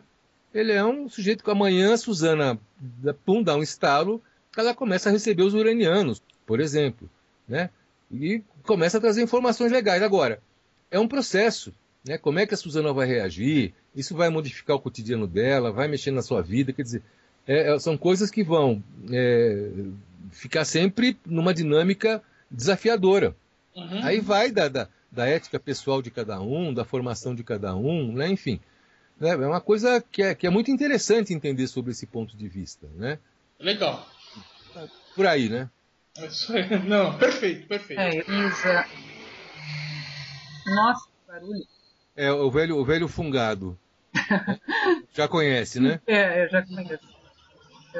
Então, o Takeshita, para terminar essa questão de canalização, aí um amigo meu veio me questionar, mas acontece que a pessoa precisa se locomover, a pessoa precisa comer, né? Eu peguei, não, tudo bem, né? Até um certo valor, mas também não precisa comer caviar, né? Então, Takeshita, a gente agora vai eu pretendo entrar nos assuntos dos CAN-busters, nos equipamentos, né? Que você trabalha, que você pesquisa, exibe nos seus vídeos. Muitos ouvintes também, durante a semana, ouvintes da rádio, também fizeram muitas perguntas a respeito desses equipamentos, tá? Eu queria que você fizesse uma introdução ao seu trabalho nesse tipo de tecnologia, como que funciona, por exemplo, sobre os tipos de cristais que são envolvidos nesses equipamentos. Você poderia introduzir, nos apresentar como funcionam esses equipamentos? Olha, vamos começar pelo que a gente conhece mais e pelo que as pessoas já ouviram mais, que são os CAN boosters. Isso. Ou, um pouco menos conhecidos, os Cloud Boosters foram criados pelo William Reich, né? Uhum. Os Cloud Boosters o Reich preparou para fazer chover. Você vai encontrar vídeos sobre isso, da história dele e tal, que acabou numa situação complicada para ele essa história, né? Reich foi morto na prisão, William Reich. Então, os CAN Boosters, ninguém sabe quem começou, eu nunca vi, pelo menos, se alguém souber, me conte, porque ninguém tem ideia de como chegou essa tecnologia baseada em cristais, né? Que tinham e têm como função a limpeza da atmosfera. Né? Eu acho que quando eles surgiram, eles estavam trabalhando inicialmente com a poluição conhecida nossa, poluição simples, básica, industrial. Né? Mas com o surgimento dos chemtrails, as pessoas que faziam os CAN boosters começaram a perceber que eles poderiam funcionar porque eles diluíam rastros. Um rastro enorme. O cara estava... O CAN booster é um aparelho, é um equipamento fixo, que é feito com tubos de cobre, tem 1,80 m de altura. Esses tubos de cobre estão posicionados verticalmente, 6, 7, 8 tubos, e na base desses tubos estão compostos de cristais que são chamados de orgonites. É isso que eu já conversei um pouquinho com vocês aqui, que são os cristais todos compactados dentro de blocos de resina. Uhum. E você pode estimular os Ken Boosters com impulso elétrico, com frequência, enfim. Aí tem várias pessoas sempre desenvolvendo coisas e tal em relação aos Ken Boosters. São de domínio público, né? É uma informação que está por aí. E a gente sabe que está ligado a tecnologias que vêm também, Egito, Atlântida, enfim. Cobre, cristal, essas coisas não são novidades. Você vai mexer em pirâmide, tem lá cobre, cristal, né? Você vai para os astecas com uma cobre, cristal, quer dizer, são coisas que já são conhecidas há muito tempo por todos nós, né? Os Ken Boosters, eles não são necessariamente os mesmos equipamentos que o nosso grupo utiliza. Embora algumas pessoas estão criando Ken Boosters, eu estou desenvolvendo o que eu chamo de híbridos, que já são Ken Boosters um pouco diferentes, com outras características e tal. E uma parte da informação mais recente que nos chegou veio através de uma outra pessoa, né, que recebeu as informações há 10, 12 anos atrás, sobre como criar alguns equipamentos para lidar com o que os chemtrails causam na alta atmosfera. Porque quando a gente fala de extremo climático, quando a gente fala de tempestades violentíssimas, Paraty, Teresópolis, Santa Catarina, aquelas coisas que cai aquele tromba d'água em cima de um morro e dissolve o morro e matam lá 1.000 pessoas, 2.000 pessoas e tal. Ou com as secas, como agora que a gente está atravessando uma seca aí que nunca se viu. Nesses dias mesmo, as capitais estão insuportáveis. É verdade. A gente passou por um ciclo de 10 dias de pulverizações intensas que retiraram a umidade do ar. Então essa pessoa recebeu há 10, 12 anos atrás informações de um nível extrafísico de como criar determinados equipamentos para você trabalhar com a ionização da atmosfera. Esses equipamentos têm a função porque os químicos fazem o quê? Lá em cima você tem íons positivos e íons negativos. Lembrem da Dona Maria na aula de química lá, na aula de física, não sei o quê, meio ambiente. Uhum. As nuvens lá em cima têm carga elétrica, né? E raio, e trovão, aquela coisa toda. Você pode estimular aquilo, né? Os íons positivos são os íons que geram as tempestades.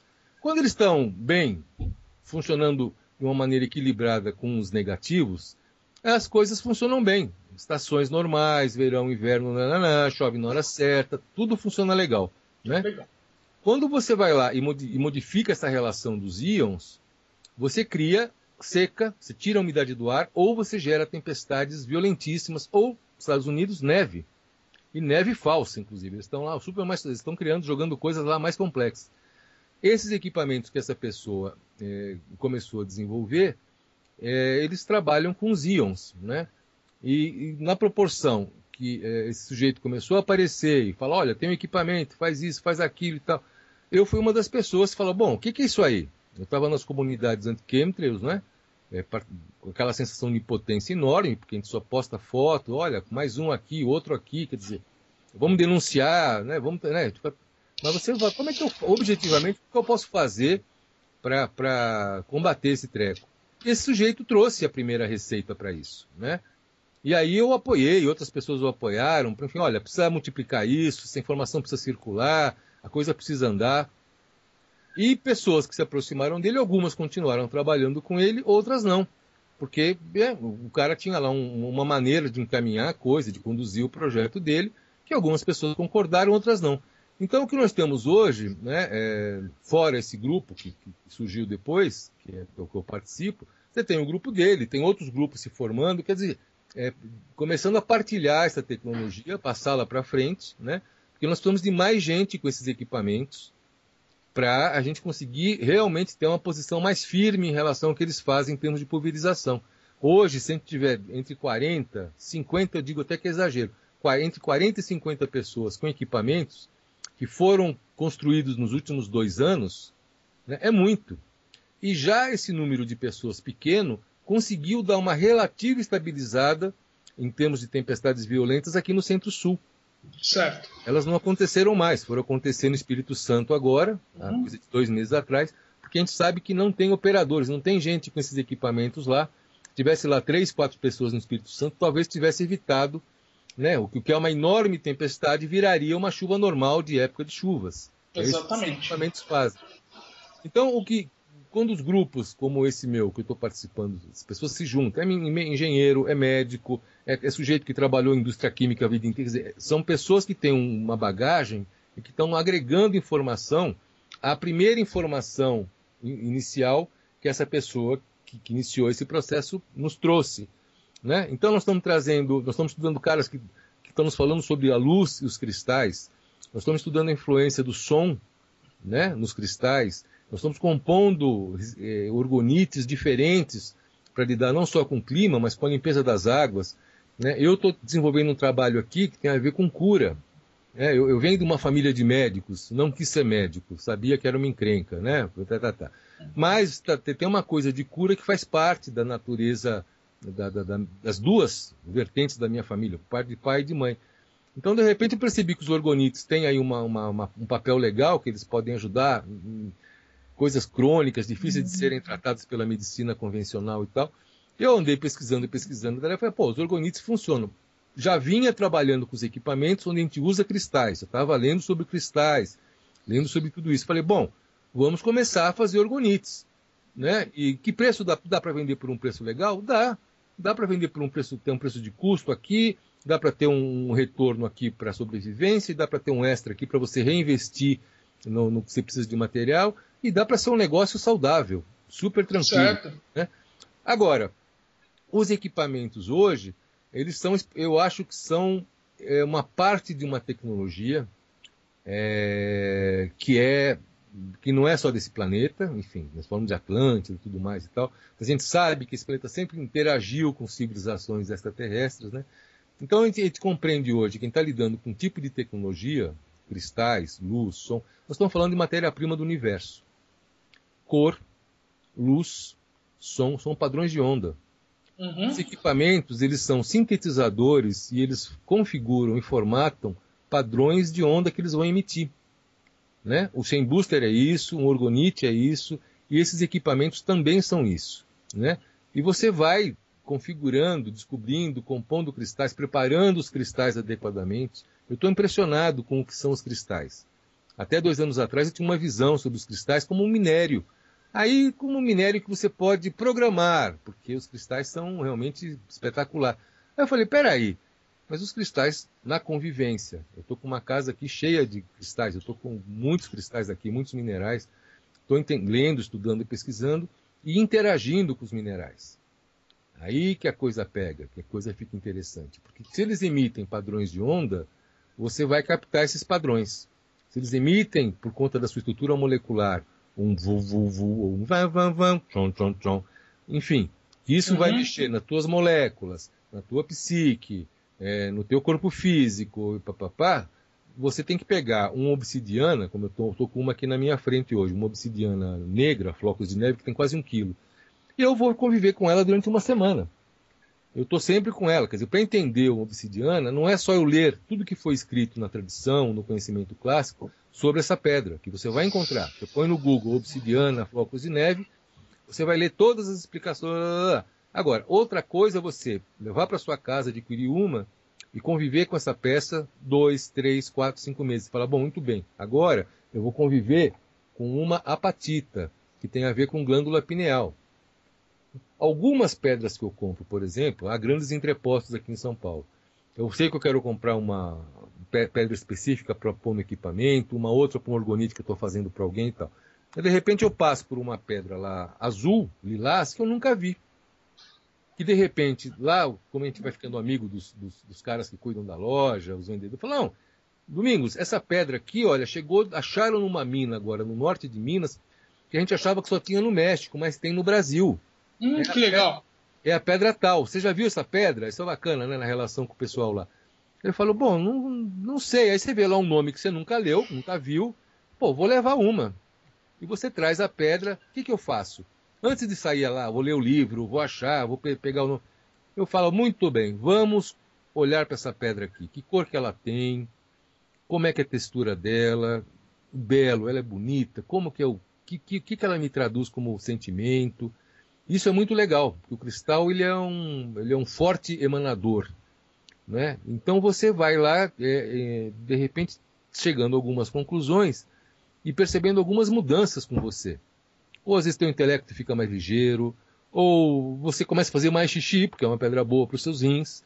Enfim, depois eu vou lá e falo, bom, deixa eu ler agora nos livrinhos que eu tenho aqui, o que que falam, o que que a tradição diz sobre essa pedra. Aí é legal, você fica com a informação clássica e mais a sua impressão real de convivência, né? Então, estou chegando à conclusão que nós não estamos falando de minerais nem de pedras, nós estamos falando de quantidades do reino mineral, portadoras de consciência, portadoras de conhecimento, um conhecimento que você põe aí tranquilamente. Um cristal ser feito milhões de anos, então ele é a síntese do reino mineral. Ele não é nada esotérico isso, vai para qualquer cientista da IBM, vai ler, qualquer um que trabalha com cristal hoje, que usa tecnologia para tudo, né? Você vai ver que os cristais são um território inexplorado. Um chinês outro dia pegou uma calcita óptica, retrabalhou os padrões de vibração, focou, não sei o quê, ele criou um campo de invisibilidade. Você vê isso no Facebook. Nossa. Né? Tá a pedra lá, ela faz sumir o que está ali, ele criou um campo de invisibilidade com a pedra. Isso ninguém conseguia. A pedra tem características moleculares e que propiciaram aquilo. Então, quer dizer, é um território novo, inexplorado, que vinha para as pessoas como uma coisa meio de somenos, né? Essa é coisa de místico. É bola de cristal da bruxa. É aquele médico terapeuta alternativo esquisito que usa uns cristais, sei lá se funciona. Quer dizer, a visão que se tem de cristal, de cristais e de minerais é essa. Agora, quando você aborda por outros, né, a tal da perspectiva, passo atrás e pera, deixa eu ver por aqui agora, deixa eu ver por ali. É riquíssima. E são composições infinitas, porque nós estamos falando de uma pedra, estou falando de uma cianita, de uma obsidiana, ou de uma ametista, que a gente conhece mais. Agora, quando você compõe essas pedras, você pega esse, aquele, minerais, cristais, e compõe aquilo no orgonite, você cria uma combinação inédita. Bom, tem uma pessoa que me pediu, por exemplo, um orgonite que ela tem algumas síndromes, né? Fadiga crônica, dor de cabeça, aquela sinusite eterna, enfim. E eu tenho uma amiga que já trabalhou na criação de outros orgonites para um quadro parecido. Né? Eu falei, opa, conversamos, então falou, olha, tem essa pedra aqui, esse cristal que é legal, funcionou com a pessoa para quem eu mandei orgonites. Eu falei, legal. Peguei lá as informações dela, falei, eu vou ver aqui o que eu descubro a mais e vou criar um orgonite aqui. E assim a gente vai trocando informação. O meu orgonite vai ficar bacana, quando eu mandar de volta as informações para ela, o próximo que ela fizer vai ficar melhor ainda, e por aí vai. Né? Então nós estamos entrando num território fantástico, que ao mesmo tempo, essas pedras, essas composições de cristais estão servindo para você lidar com a ionização da atmosfera, né? Estão podendo curar ou diminuir o aumento de um câncer agressivo, por exemplo. Quer dizer, é um território fantástico e eu estou maravilhado com isso e quero continuar estudando isso, além de ser ilustrador, professor, enfim. Né? A minha vida, a gente faz outras coisas. Tem um sítio, cuido de roça, planto milho. Estou morando aqui no norte, na Mantiqueira, né? Uma região bacana. Então a gente eu sou pai, a gente tem atividades como qualquer outra pessoa, né? E essa abriu essa brecha nova, depois que eu conheci os equipamentos e me envolvi com os cristais, né? Legal, bacana, Taki, valeu. Só mais uma... Taki, você... uma curiosidade agora, você recebeu, devido ao seu trabalho, à sua pesquisa em favor da expansão de consciência, você recebeu algum tipo de ameaça ou algum tipo de sabotagem, além dessas extrafísicas que acontecem? Ameaça, por exemplo, de grupos que... não ameaças assim, vamos dizer assim, uma coisa fatal. Tem ameaça de todo tipo. Tem fatal, tem de morte e tal, tem. Né? E isso não, estou falando não só de mim, pessoas que estão trabalhando com padrões legais recebem esse tipo de coisa o tempo todo. Isso é batata. E na proporção, a gente vai aprendendo a se defender e vai transmitindo o que a gente aprendeu enquanto defesa para frente. Ótimo. Né? Porque você incomoda muita gente. No caso dos chemtrails, você começa a incomodar um projeto grande, né? E nos nossos grupos, por exemplo, quando a gente começou a trabalhar com os equipamentos, a gente percebeu que as pessoas estavam, de repente, sofrendo aconteceu algumas coisas estranhas com elas, né? E como a gente partilhava informação, um grupo muito aberto, pessoal muito generoso, muito amigo, a gente falou, olha, o que eu sei? Podemos fazer isso. O que eu soube aqui como proteção? Tal. Então a gente começou a criar, para nossos grupos e para essas operações que a gente usa, um sistema de defesa. Quer dizer, nós estamos numa guerra, vamos colocar abertamente isso. E numa guerra você tem inimigo. Inimigo tem plano de guerrilha, tem sabotagem, tem espião, tem... O Facebook está cheio de gente infiltrada, que tem a ver com esse pessoal dos chemtrails, que entra nessas comunidades, vem trabalhar como se fosse uma pessoa bacana, maravilhosa, mas está lá insidiosa, colocando uma pessoa contra... Eles vêm para destruir o trabalho que é feito, né? Quando eles pegam, por exemplo, uma pessoa que se deixa levar por esse tipo de coisa... eu estou sendo acusado de coisas que eu fico impressionado, né? Muito legal. Eu acho engraçado até. Por exemplo, saiu uma informação outro dia de que eu sou uma pessoa que quer montar uma grande empresa e ficar milionária com equipamentos. Por exemplo. Né? Ou então que eu sou um grande charlatão, que eu estou querendo fazer tudo isso para aparecer na mídia, para ir parar na televisão e ser uma pessoa famosa. Quer dizer, você tem desde esse tipo de coisa até grupos, por exemplo, de reptilianos que disseram que iam mandar uma carga vibracional na minha direção que ia acabar comigo. Né? Tá bom, né? Então manda aí, vamos ver o que acontece, né? E mandam mesmo. Né? Por exemplo, eu tenho um cristal que a ponta dele fritou. É um cristal de proteção que eu preparei logo no começo desse trabalho, sabia que os cristais podiam ser úteis para isso. Fiz um pingente de quartzo e usava ele o dia inteiro, o tempo todo. Está comigo até hoje. Né? Surgiu um momento lá de uma operação especial que a gente teve que fazer, que envolvia muitas pessoas e tal. É uma operação grande até. E não deu outra. No dia seguinte eu acordei com uma sensação estranha, eu estava com um certo torpor. Eu falei, pera, tá um pouco diferente, estava com um negócio meio esquisito no corpo e tal. Não estava bem. A hora que eu fui tomar banho lá, não sei o que, estava com pingente, escovar o dente, eu olhei o cristal, a ponta dele tinha levado um laser, tinha um buraco na cabeça. Nossa! Né, tá chamuscado. Se quiser até manda uma foto para vocês depois, pra vocês terem uma ideia. Tranquilo. Então assim, falei, opa, isso aqui era para mim. Ficou cristal. E a informação que me veio para usar um cristal como proteção foi uma coisa completamente intuitiva. Entendeu? Eu estava no dia, falei, olha, quer saber? Esse cristal fica bacana no pescoço, vou fazer bonito e tal, uma vibração boa. Cristalzinho pequeno, 3 centímetros. E eu pus o cristal, comecei a usar e falei, que legal, né? Me veio a sensação de que era um cristal de proteção. Veja como é interessante. Eu não li, não planejei e tal. Deu 3 meses, ele tomou a chamuscada. Então, você tem essa coisa das pessoas ficarem tentando destruir personalidade, caráter, sempre denegrindo essa coisa toda e tal. E você tem, às vezes, ataques vibracionais concretos. Né? Como, por exemplo, essa entrevista aqui é a segunda que nós estamos fazendo, porque a primeira que nós fizemos há dias atrás, ninguém conseguiu ouvir nada. A gente só conseguiu ouvir um barulho estranhíssimo no meio da nossa entrevista, um som que vocês nunca tinham ouvido, e ninguém ouviu nada. Você está tentando remasterizar toda a informação que está contida nessa primeira conversa nossa. Né? Então hoje o que a gente fez? Nós fechamos nossos campos de proteção, eu fiz um trabalho aqui, vocês fizeram um trabalho aí, é bom que os ouvintes todos saibam disso. Ótimo. E a gente está fazendo um trabalho para garantir que essa informação que a gente está trocando aqui chegue a todo mundo. Exatamente. Então, vocês estão ouvindo agora não é ao vivo, né? As pessoas estão ouvindo o que foi feito num dia secreto, digamos assim, só entre nós 3, e que vai chegar para todas as pessoas. Esperamos que chegue, porque esses caras estão o tempo todo tentando... É verdade. Vai chegar. Vai chegar sim. Vai chegar. A gente aprendeu com a experiência anterior, né? Verdade. Exatamente. O Takeshita, nessa questão voltando à questão dos reptilianos, nos Estados Unidos, eles têm muitos reptilianos no governo, a gente até vê pelos vídeos, né, que tá aí no YouTube, tá? Na questão do Brasil, que a gente quase não vê, pode ter também aqui no governo reptilianos?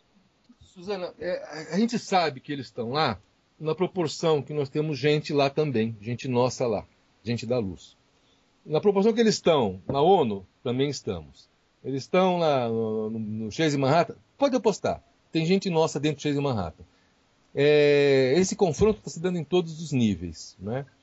E quando nós temos pessoas que têm um grau de sensibilidade dentro dessas estruturas onde eles operam mais, pessoas sensíveis, sensibilidade é o tipo de sensibilidade, inclusive especial, que é a visual. Tem gente que consegue ver campo astral, ver uma projeção holográfica que está ali embutida, enfim.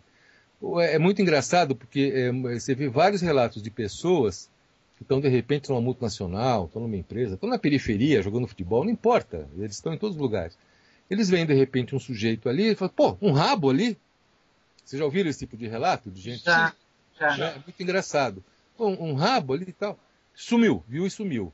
Né? Então, você tem na internet, o tipo de olho, o tipo de não sei o quê. Você tem algumas características que vão dando dicas se aquela pessoa está em parceria com o reptiliano, porque o reptiliano ele não consegue funcionar no nosso ecossistema. O corpo físico dele é diferente, ele não funciona aqui. Então ele ocupa vibracionalmente, né, corpos humanos, de quem está já com uma tendência, porque somos todos reptilianos, vocês sabem disso também.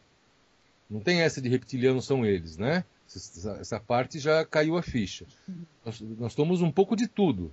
Nós somos pleidianos, orianos, arturianos, também reptilianos. Isso aqui virou uma salada. Somos híbridos, né? Somos híbridos, somos todos seres híbridos, às vezes alguns com características mais fortes para uma determinada civilização ou outra e tal. E, em essência, todos com a vibração crística muito presente. Faz parte da essência humana a vibração crística, a vibração de luz. Mas também nós sofremos interferências genéticas aqui, Suméria, Babilônia, África, Homo sapiens, lá atrás dos reptilianos. Tanto é que o debate na ONU cósmica, quando eles tentam sentar para conversar, os reptilianos falam assim, olha, os humanos, eles também são reptilianos, eles têm uma parte do código genético que é nosso. Então eles têm o direito de optar de que lado que eles querem ficar. Se eles querem uma civilização humana reptiliana, híbrida, ou se eles querem vocês aí, esses serzinhos de luz aí, meia pataca que vocês são. É assim mesmo que eles agem, é muito engraçado. Então você tem, inclusive, seres reptilianos, poucos, que se elevaram para a quarta e quinta dimensões, por exemplo, que trabalham junto com a federação e negociam acordos, que é muito difícil. Eles não gostam de fazer acordo nenhum, eles se acham os reis da cocada preta, né? Então você tem confronto bélico mesmo às vezes, nave explodindo e tal. Agora, aqui, a questão passa pelo nosso famoso livre-arbítrio. Não vai chegar a federação e falar assim, todo mundo agora é luz, ou vão chegar os reptilianos, você... a questão voltamos, nós estamos no meio de campo desse jogo. Daí o livre-arbítrio, daí as decisões pessoais, por isso que eu falei de decisões cotidianas, pequenas coisas, que tem a ver com as opções que você vai, por conta delas, construindo um padrão vibracional seu. Ora, para esse lado negativo, reptilianos, obscuros, não são só reptilianos, tem mais coisa aí. Né? É que os reptilianos são mais significativos nesse contexto. Uhum. Quem quiser entender melhor, com mais tempo, vai ouvir o David Icke ou o Alex Collier, né? Collier, com 2 L's, Alex Collier. São pessoas que falaram bastante deles. E tem mais gente falando aí. Exatamente. Eu estava falando das canalizações. As pessoas têm que entender que tem a questão do livre-arbítrio. Seres não interferem em livre-arbítrio de ninguém. Uhum. A não ser quem está mal intencionado mesmo. Exatamente. Olha, você pode até encontrar pessoas ou pessoas que estão numa encarnação muito fragilizadas e que não vão conseguir obter controle nenhum sobre a sua própria existência. Enfim, existem casos assim. Mas posso dizer para vocês, 90% da população do planeta hoje está em condições de optar. E já está com os 2 lados da informação nas mãos. É isso que é legal. O momento que nós estamos, esse é um momento de lucidez. Olha, isso aqui, se eu fizer isso aqui, eu estou fazendo um negócio que é bom para todo mundo, para mim, tarará. Se eu fizer isso aqui, vai ser só bom para mim, eu vou ferrar com um monte de gente. É simples assim. É verdade. Não tem muito, sabe, xirigue-bingue, né? São coisas simples. Na sua casa. Aí que o sistema entra, né? Aí Uhum. que o comando age, quer na religião, quer no setor político, quer na economia, o sistema está ali. Né? Também temos a questão também, né, que é uma coisa bastante importante, a questão da nossa glândula pineal, que tu já falou antes, que é a comida industrializada, né, Takeshita? Uhum. Eles não têm nenhum interesse em que nós tenhamos uma glândula saudável. Né? Nós falamos também, que até eu gostaria que também tu falasse um pouquinho das nossas crianças, que nós tínhamos era índigo, isso. Agora são as crianças cristal, né? Então, as primeiras gerações dos anos 40, 50, as entradas são voluntárias, né? São seres voluntários, falam, vamos lá para aquele planeta, vamos encarnar lá, vamos trabalhar lá, que faz parte da nossa evolução, e vieram para cá e foram denominados por índigos, né? No processo, na sequência da evolução vibracional das coisas, foram chegando outros seres e foram ganhando outras denominações. Cristal é uma delas, né? Você tem hoje as crianças arco-íris, enfim, tem vários nomes, né, são levas que chegam, né? E são levas de luz, né? Que vão se traduzir quando elas conseguem ultrapassar o desafio que é encarnar aqui, né? Porque são seres de dimensões diferentes, é difícil encarnar em terceira dimensão, é um longo processo. E quando eles conseguem superar todos os percalços e as tentativas de captura dos seus duplos etéricos, que é o que tem acontecido bastante, né? Desses serzinhos que estão chegando aqui, né? Pelos reptilianos e pelos obscuros, quando eles transcendem, conseguem superar, são apoiados, enfim, conseguem uma estrutura que permita que eles avancem, são esses moleques, essas meninas que a gente vê por aí, com 13, 14 anos, defendendo tese PhD de física quântica, criando tecnologias espetaculares, enfim, são eles, nos vários setores do conhecimento humano, né? Então, aquilo que vinha antes, teve um período que a gente conseguia ter um Buda, um Cristo, né? Vinham seres sofisticadíssimos, espetaculares, né? Mas vinha um aqui, depois de um tempão vinha outro lá, porque a densidade era outra lá, né? Era muito difícil chegar uma leva. Dos anos 40, 50 para cá, não são todos eles, são seres como Buda, como Cristo e tal, mas são seres com um potencial fantástico, e muitos, né? Então, o que é a tal da era de Aquário? O que é Aquário? No bom sentido da palavra, sem a gente falar aí dos picaretas que estão se aproveitando disso. É, de novo, a multiplicação, conhecimento, raio, fluido, vai, vem, troca, organiza, grupo, multiplica, bem coletivo, bem para todos. Isso é Aquário. A vibração aquariana, desse período que está ficando cada vez mais forte, né, que vai ainda, tem 100, 150 anos, esse processo ainda vai embora. Começou lá na Idade Média, na Renascença, na verdade, perdão. A Renascença é o primeiro florescer dessa vibração da Era de Aquário. Você vê quanto tempo faz isso, quer dizer, os ciclos são longos. Agora, eles têm seus momentos de ápice, como esse que a gente está chegando agora. É um processo cumulativo. Nós estamos chegando num momento agora, dos próximos 20 anos, que vai ser muito legal. Onde todas essas coisas vão estar acontecendo, tanto as negativas vão estar acontecendo com maior intensidade, quanto as positivas. Vamos ser meio maniqueístas para facilitar a conversa. Certo. Essas duas forças vão estar cada vez mais presentes, e de novo nós no meio lá. Que lado você quer ficar? Você quer ir atrás do guruzão lá que vai te levar não sei aonde? Você quer sacanear lá com o teu cunhado?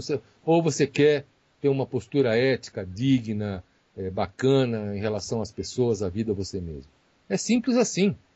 Né? Não é difícil de... E tem gente que está completamente perdida no meio desse tiroteio. Tem. Aí entram as drogas, que vão corroborar com essa loucura toda. Aí entra essa coisa do sexo mal trabalhado, que é essa coisa alucinante, né? Que uma parte do erotismo, da sexualidade virou. Né?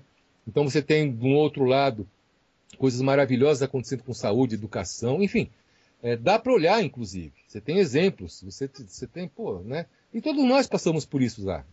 Hoje eu posso falar com um pouco mais de tranquilidade, que eu estou com 50 e tantos anos, já fui moleque, já tive que fazer opções lá atrás. Já fiz muita bobagem. né? E bobagem feita, fala, muito bem, faço de novo? Foi legal? Não foi? Não. Quero fazer, não faço mais. Quer dizer, nós estamos aqui para experimentar mesmo, né? Por isso que a culpa, aí, Suzana, acho que você vai adorar essa parte da conversa. Essa estrutura toda que a gente falou, establishment, não sei o quê, tem um componente aí que é o da culpa. Nos sentirmos culpados, da gente não se perdoar, da gente não perceber que nós somos seres em evolução e dessa ideia maluca que nós temos, que nos implantaram, né, que a gente aceitou, que nós temos que ser perfeitos. Exato. A gente tem a obstinação máxima desse tipo de coisa no nazismo, né, nas raças puras, nos seres, né, essa coisa alucinante, né, da perfeição, né, que é uma loucura. Quer dizer. Outra parte ótima para um dia que a gente possa vir a conversar é sobre a morte, por exemplo.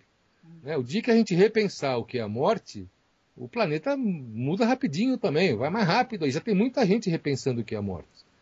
Enquanto entender que a gente está aqui, ocupou uma estrutura física, biológica, que nós não somos apenas esse corpo, somos também esse corpo. Qual a confusão que os esotéricos fazem?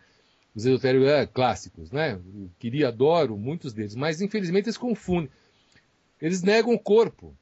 Da mesma maneira que a Igreja Católica nega. Quer dizer, você vai ver que para muitas dessas pessoas, o corpo é um lugar de perdição.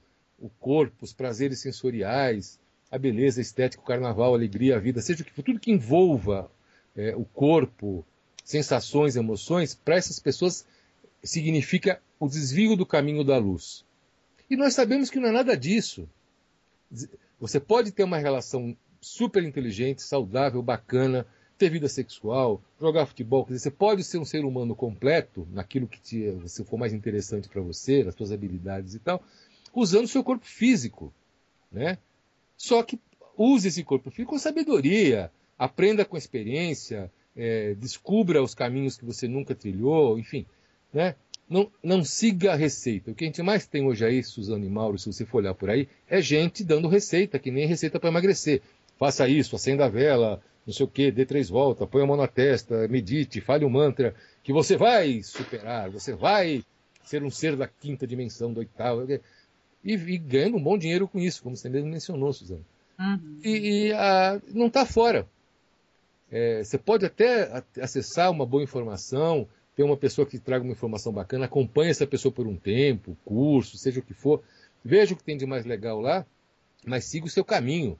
Não vire um dependente, né? Não vire um cara que nunca mais vai conseguir pensar com sua própria cabeça. Isso é fundamental para quem quer crescer, para quem quer evoluir. Experimente, conheça outras pessoas, exponha-se, né? Vá embora, siga seu caminho, né? A gente teria que entender mais um pouco das dores do mundo, né? Para mim, a gente gasta muita energia com a morte. Eu acho que essa energia poderia ser bem mais aproveitada, né? Em outras ocasiões. Mas isso aí teria que realmente entender o que é a morte, né? E o que ela representa aqui, né, para nós. O que para muitas pessoas ainda isso é desconhecido, né, Mauro?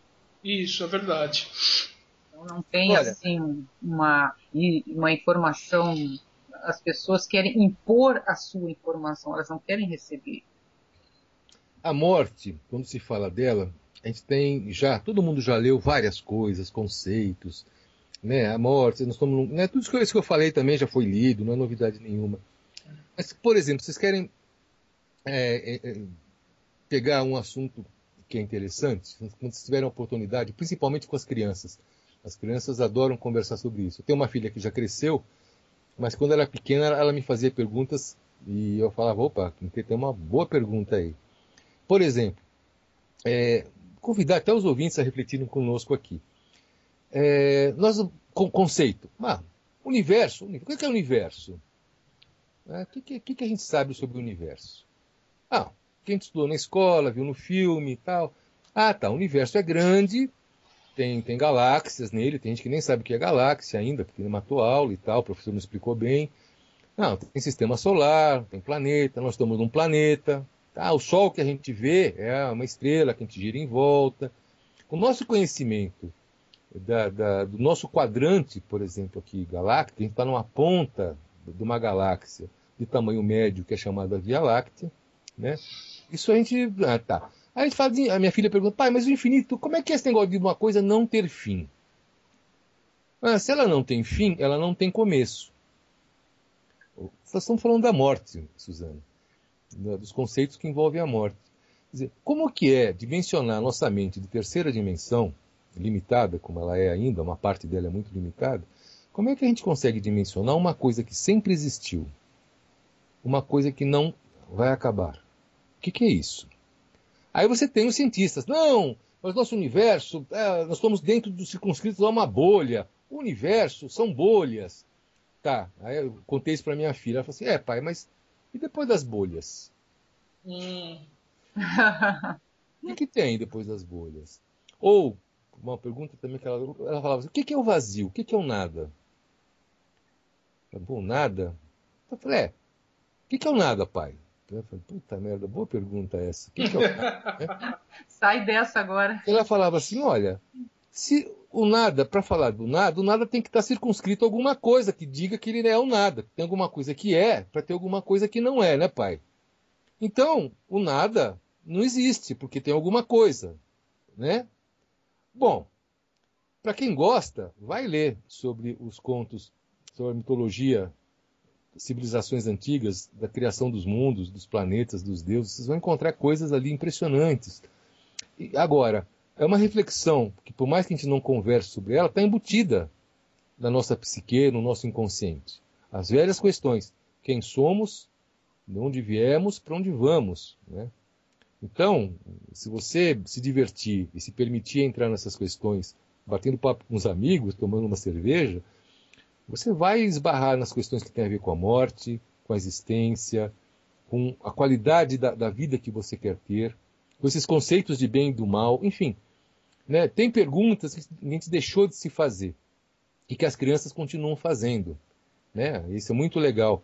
Então, é muito bacana quando a gente, adulto, ou já até passando da tal da meia-idade, não sei o que, começa a se permitir refletir de novo sobre essas questões que foram embutidas. Ah, Deus existe, Deus é não sei o que, é o Criador. Peraí, Deus é o Criador? Como é que é Deus? Que história é essa de Deus? Aí você vai, não, me disseram que era um cara de barba branca. Eu vi um monte de imagem do... Né, mas aí eu já ouvi dizer que é o Criador, que ele é uma supraessência. Não, mas aí eu li num livro que existem vários universos em dimensões diferentes, que a gente está habitando uma dessas dimensões.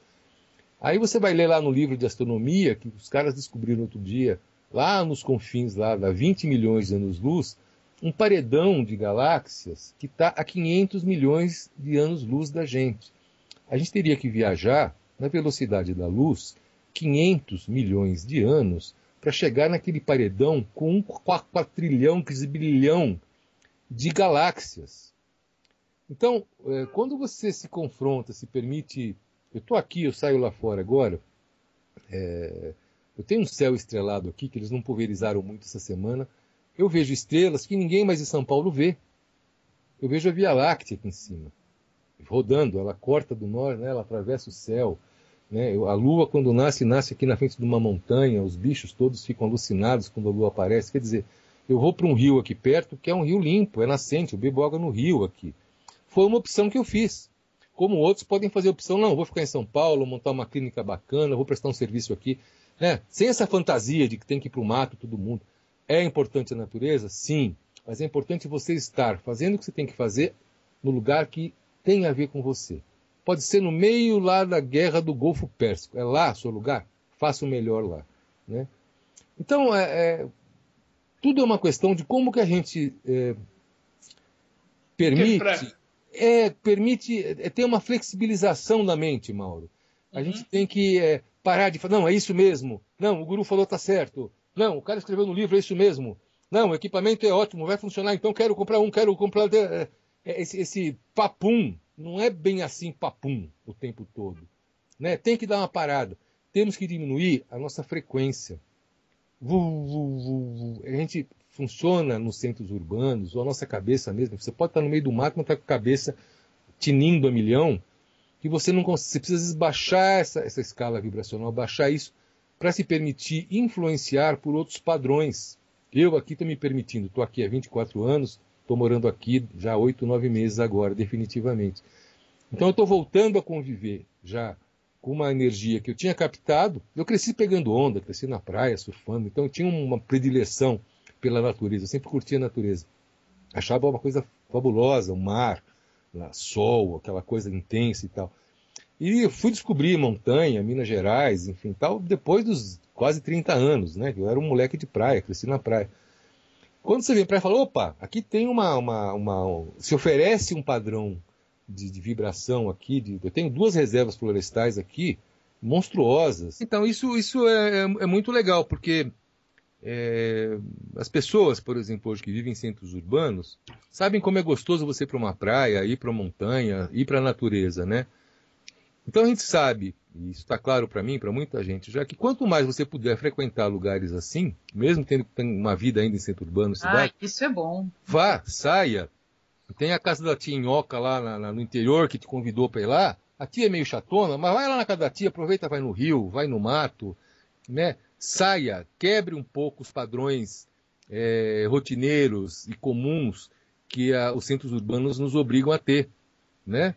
Então, vá andar descalço, vá tomar sol, vá para a praia, vá brincar com seu filho. Quer dizer, brinque mais com a sua vida no sentido da qualidade. E a natureza, hoje, para nós, é uma fonte de energia muito rica. Sempre foi, mas agora está sendo cada vez mais fundamental. Frente a essa carga de químicos, por exemplo, poluição mesmo nossa, natural, de indústrias e tal. Vibracionalmente, as cidades vibram com um padrão. Ansiedade, tensão, correria, violência. Quer dizer, afastar-se disso com mais frequência é muito legal. E é um momento muito bom para eu ser. Quando as pessoas dizem, mas eu estou. Sai um pouco, vai viajar, tire férias, junta a família, chama os amigos. Quer dizer, se for para ir sozinho, vai ter uma experiência individual, aluga uma casinha lá uma semana, vai um final de semana para o mato, para a praia. Aprendam de novo a ficar um pouco quietos, sem televisão, sem estímulo, sem vai para o bar. Menos. Mas dá um tédio, ai que horror, ficar lá num lugar que não tem televisão, não tem luz, não tem cinema, não tem bar, não tem restaurante. Não, vai. Né? Como eu falei, eu frequento aqui há 24 anos. Eu trabalhei quase 20 dando aula de história em quadrinhos para uma geração muito bacana que trabalha hoje nessa área lá em São Paulo e tal. E uma das coisas que a gente fazia nas férias e que eles esperavam ansiosamente todos os anos, nas férias de julho e de janeiro, a gente tirava 10 dias e vinha para cá com quem pudesse vir. Né? E na época, não tinha luz, não tinha nada, tinha que ser lampião, banheiro era lá no barracão lá embaixo, cozinha, tinha que todo mundo de noite para o barracão, acender lá um fogãozão velho, aquela coisa toda e coruja entrava dentro do barracão, acordava de manhã com um viado, um menino que tomou um baita susto, ele acordou, abriu a porta, tem um viado, um filhote, uma fêmea, na porta da cabana, estava quentinho ali, inverno aqui era muito frio aqui no inverno, né? -3, -4. Abriu a porta, ele deu um grito lá, que é um monstro aqui na porta. Era uma mãe e um filhotinho, um Bambi lá e tal. E iam para rio, iam para se perder nessas montanhas aqui e tal. São experiências que eles tiveram que hoje, eles são todos amigos meus, estão casados com 30 e poucos anos, 40 anos.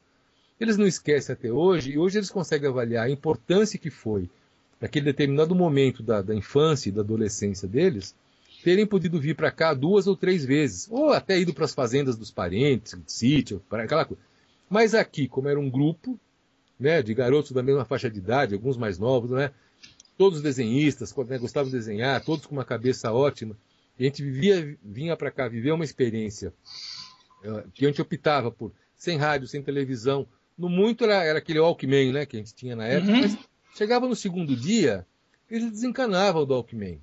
O Walkman era só à noite ali para desenhar um pouquinho, ouvir uma musiquinha que gostava, né? Porque quando surgiu o Walkman, todo mundo não tirava do ouvido. Então a gente falou, vamos hoje acordar às 5 da manhã, vamos ouvir macaco aqui na serra. Aí todo mundo ia lá para a beira da serra, ali tem um pontão ali, que a macacada passava lá embaixo, aquele banco, 30, 40 macacos. Era impressionante, eles lembram até hoje, o sol nascendo, macaco. E o dia que a gente ouviu a onça? Puta merda, viu? A gente saía às vezes cedo para buscar água num grotão e tal. Não estava sem a roda d'água ainda, tinha que buscar água para abastecer ali cozinha, banho, aquela coisa toda. E a gente saiu, um grupo saiu de madrugada, a gente desceu com a caminhonete e fomos lá no grotão, na nascente, buscar 80, 90 litros d'água, né? Encher um monte de galões. A gente não sabia, naquela época, que aquele grotão era o caminho que a onça descia para pegar as pacas que ficam na beira do rio. A hora que a onça estava descendo, ela sentiu o nosso cheiro lá e deu uma miada. Mauro e Suzana, 5:30 da manhã, escuro, frio, menos 5 graus. Você escuta no meio do mato aquele... Quer dizer, saiam da minha frente. Enfim, até então, bicho para esses meninos era zoológico e olhe lá. Né? Então, essas coisas são muito marcantes, né? São muito legais. Lembranças, né? Isso vale para qualquer um de nós que está com 50 anos, 40 anos, 30 anos. Exato. Abrir mão um pouquinho, né? E experimentar, né? Que é você sair um pouco desses modelos que a gente está habituado a achar que nos dão prazer, que são fundamentais, que são imprescindíveis, etc. e tal. Então, se tem uma dica, a melhor de todas que eu dei até agora é essa. Sabe? Corpo e mente, exato. Corpo e mente. Vá se envolver com natureza, com bicho, com planta, com passarinho, leve os seus queridos, família, para experiências como essa que vai ser muito gratificante. E para as pessoas mais sensíveis, que eu tenho certeza que tem muitas dessas pessoas nos ouvindo agora, que sofrem muito, às vezes, por estar em São Paulo, por estar sentindo essa carga vibracional toda, enfim, por estar nesse contexto todo, importantíssimo para vocês se recolherem e, se tiverem a oportunidade, de se retirarem para a natureza. Com certeza. Isso é fundamental. As informações que tu tem são muito boas e eu acredito que vai ajudar muita gente. Como tem ajudado, né? Mauro também, né, Mauro? Claro, sem dúvidas. Esse é um canal aberto para você a hora que você quiser. Estamos à sua disposição. Isso, exatamente. Os teus vídeos ultimamente tenho assistido bastante. Hoje eu assisti aquele que tu colocou lá de 30 e poucos minutos sobre energia. Gostei muito. Proteção, né? Isso. Vou compartilhar lá com o pessoal também. Se tiver alguma coisa legal a dizer, aí a gente vai lá e se batemos um papo de novo. Isso. Muito bom. Bom, Takeshita, então eu só tenho a agradecer até agora pela tua paciência, tua dedicação, o tempo que tu aí proporcionou pra gente. Agradecer. Muito obrigada mesmo, tá? De coração. Tá? E a gente vai ter outros encontros aí, ok? Tá bom. Eu que agradeço a vocês dois, o trabalho maravilhoso que vocês estão fazendo, e agradeço também pela paciência aí do pessoal que nos ouviu até agora. Tá bom? Um abraço para todo mundo. Obrigado, Takeshita. Estamos aqui à sua disposição, tá? Que nem eu reforço ainda as palavras da Suzana, para nós, assim, um grande prazer dividir, aprender. Principalmente nós aqui estamos aprendendo demais com o seu trabalho, com o trabalho dos grupos. Eu, por exemplo, nunca tinha ouvido falar, até uma questão de 2 ou 3 anos atrás, eu não sabia nem o que era chemtrail. Eu só fui fazendo só um ruído dali, um ruído daqui, e eu aprendi demais com você. Inclusive, eu e a Suzana a Suzana está me introduzindo no mundo dos orgonites. Aqui a gente está pesquisando bastante, tá? Uhum. E eu deixo o convite, nós aqui deixamos o convite para quando você quiser, qualquer assunto, a gente entre em contato, ou você mesmo entre em contato com nós, estamos à sua disposição, tá bom? Combinado. Ok, então obrigada, Mauro, obrigado, Takeshita, e pessoal, obrigado a todos vocês. E também dizendo para vocês que não baixem a vibração de vocês. Continue com seus pensamentos, as suas atitudes, que vão gerar boas energias, ok? É disso que a gente precisa agora. Boa vibração, ok? Obrigada a todos. Tchau, Mauro. Tchau, Takeshita. Tchau. Tchau, gente. Até mais.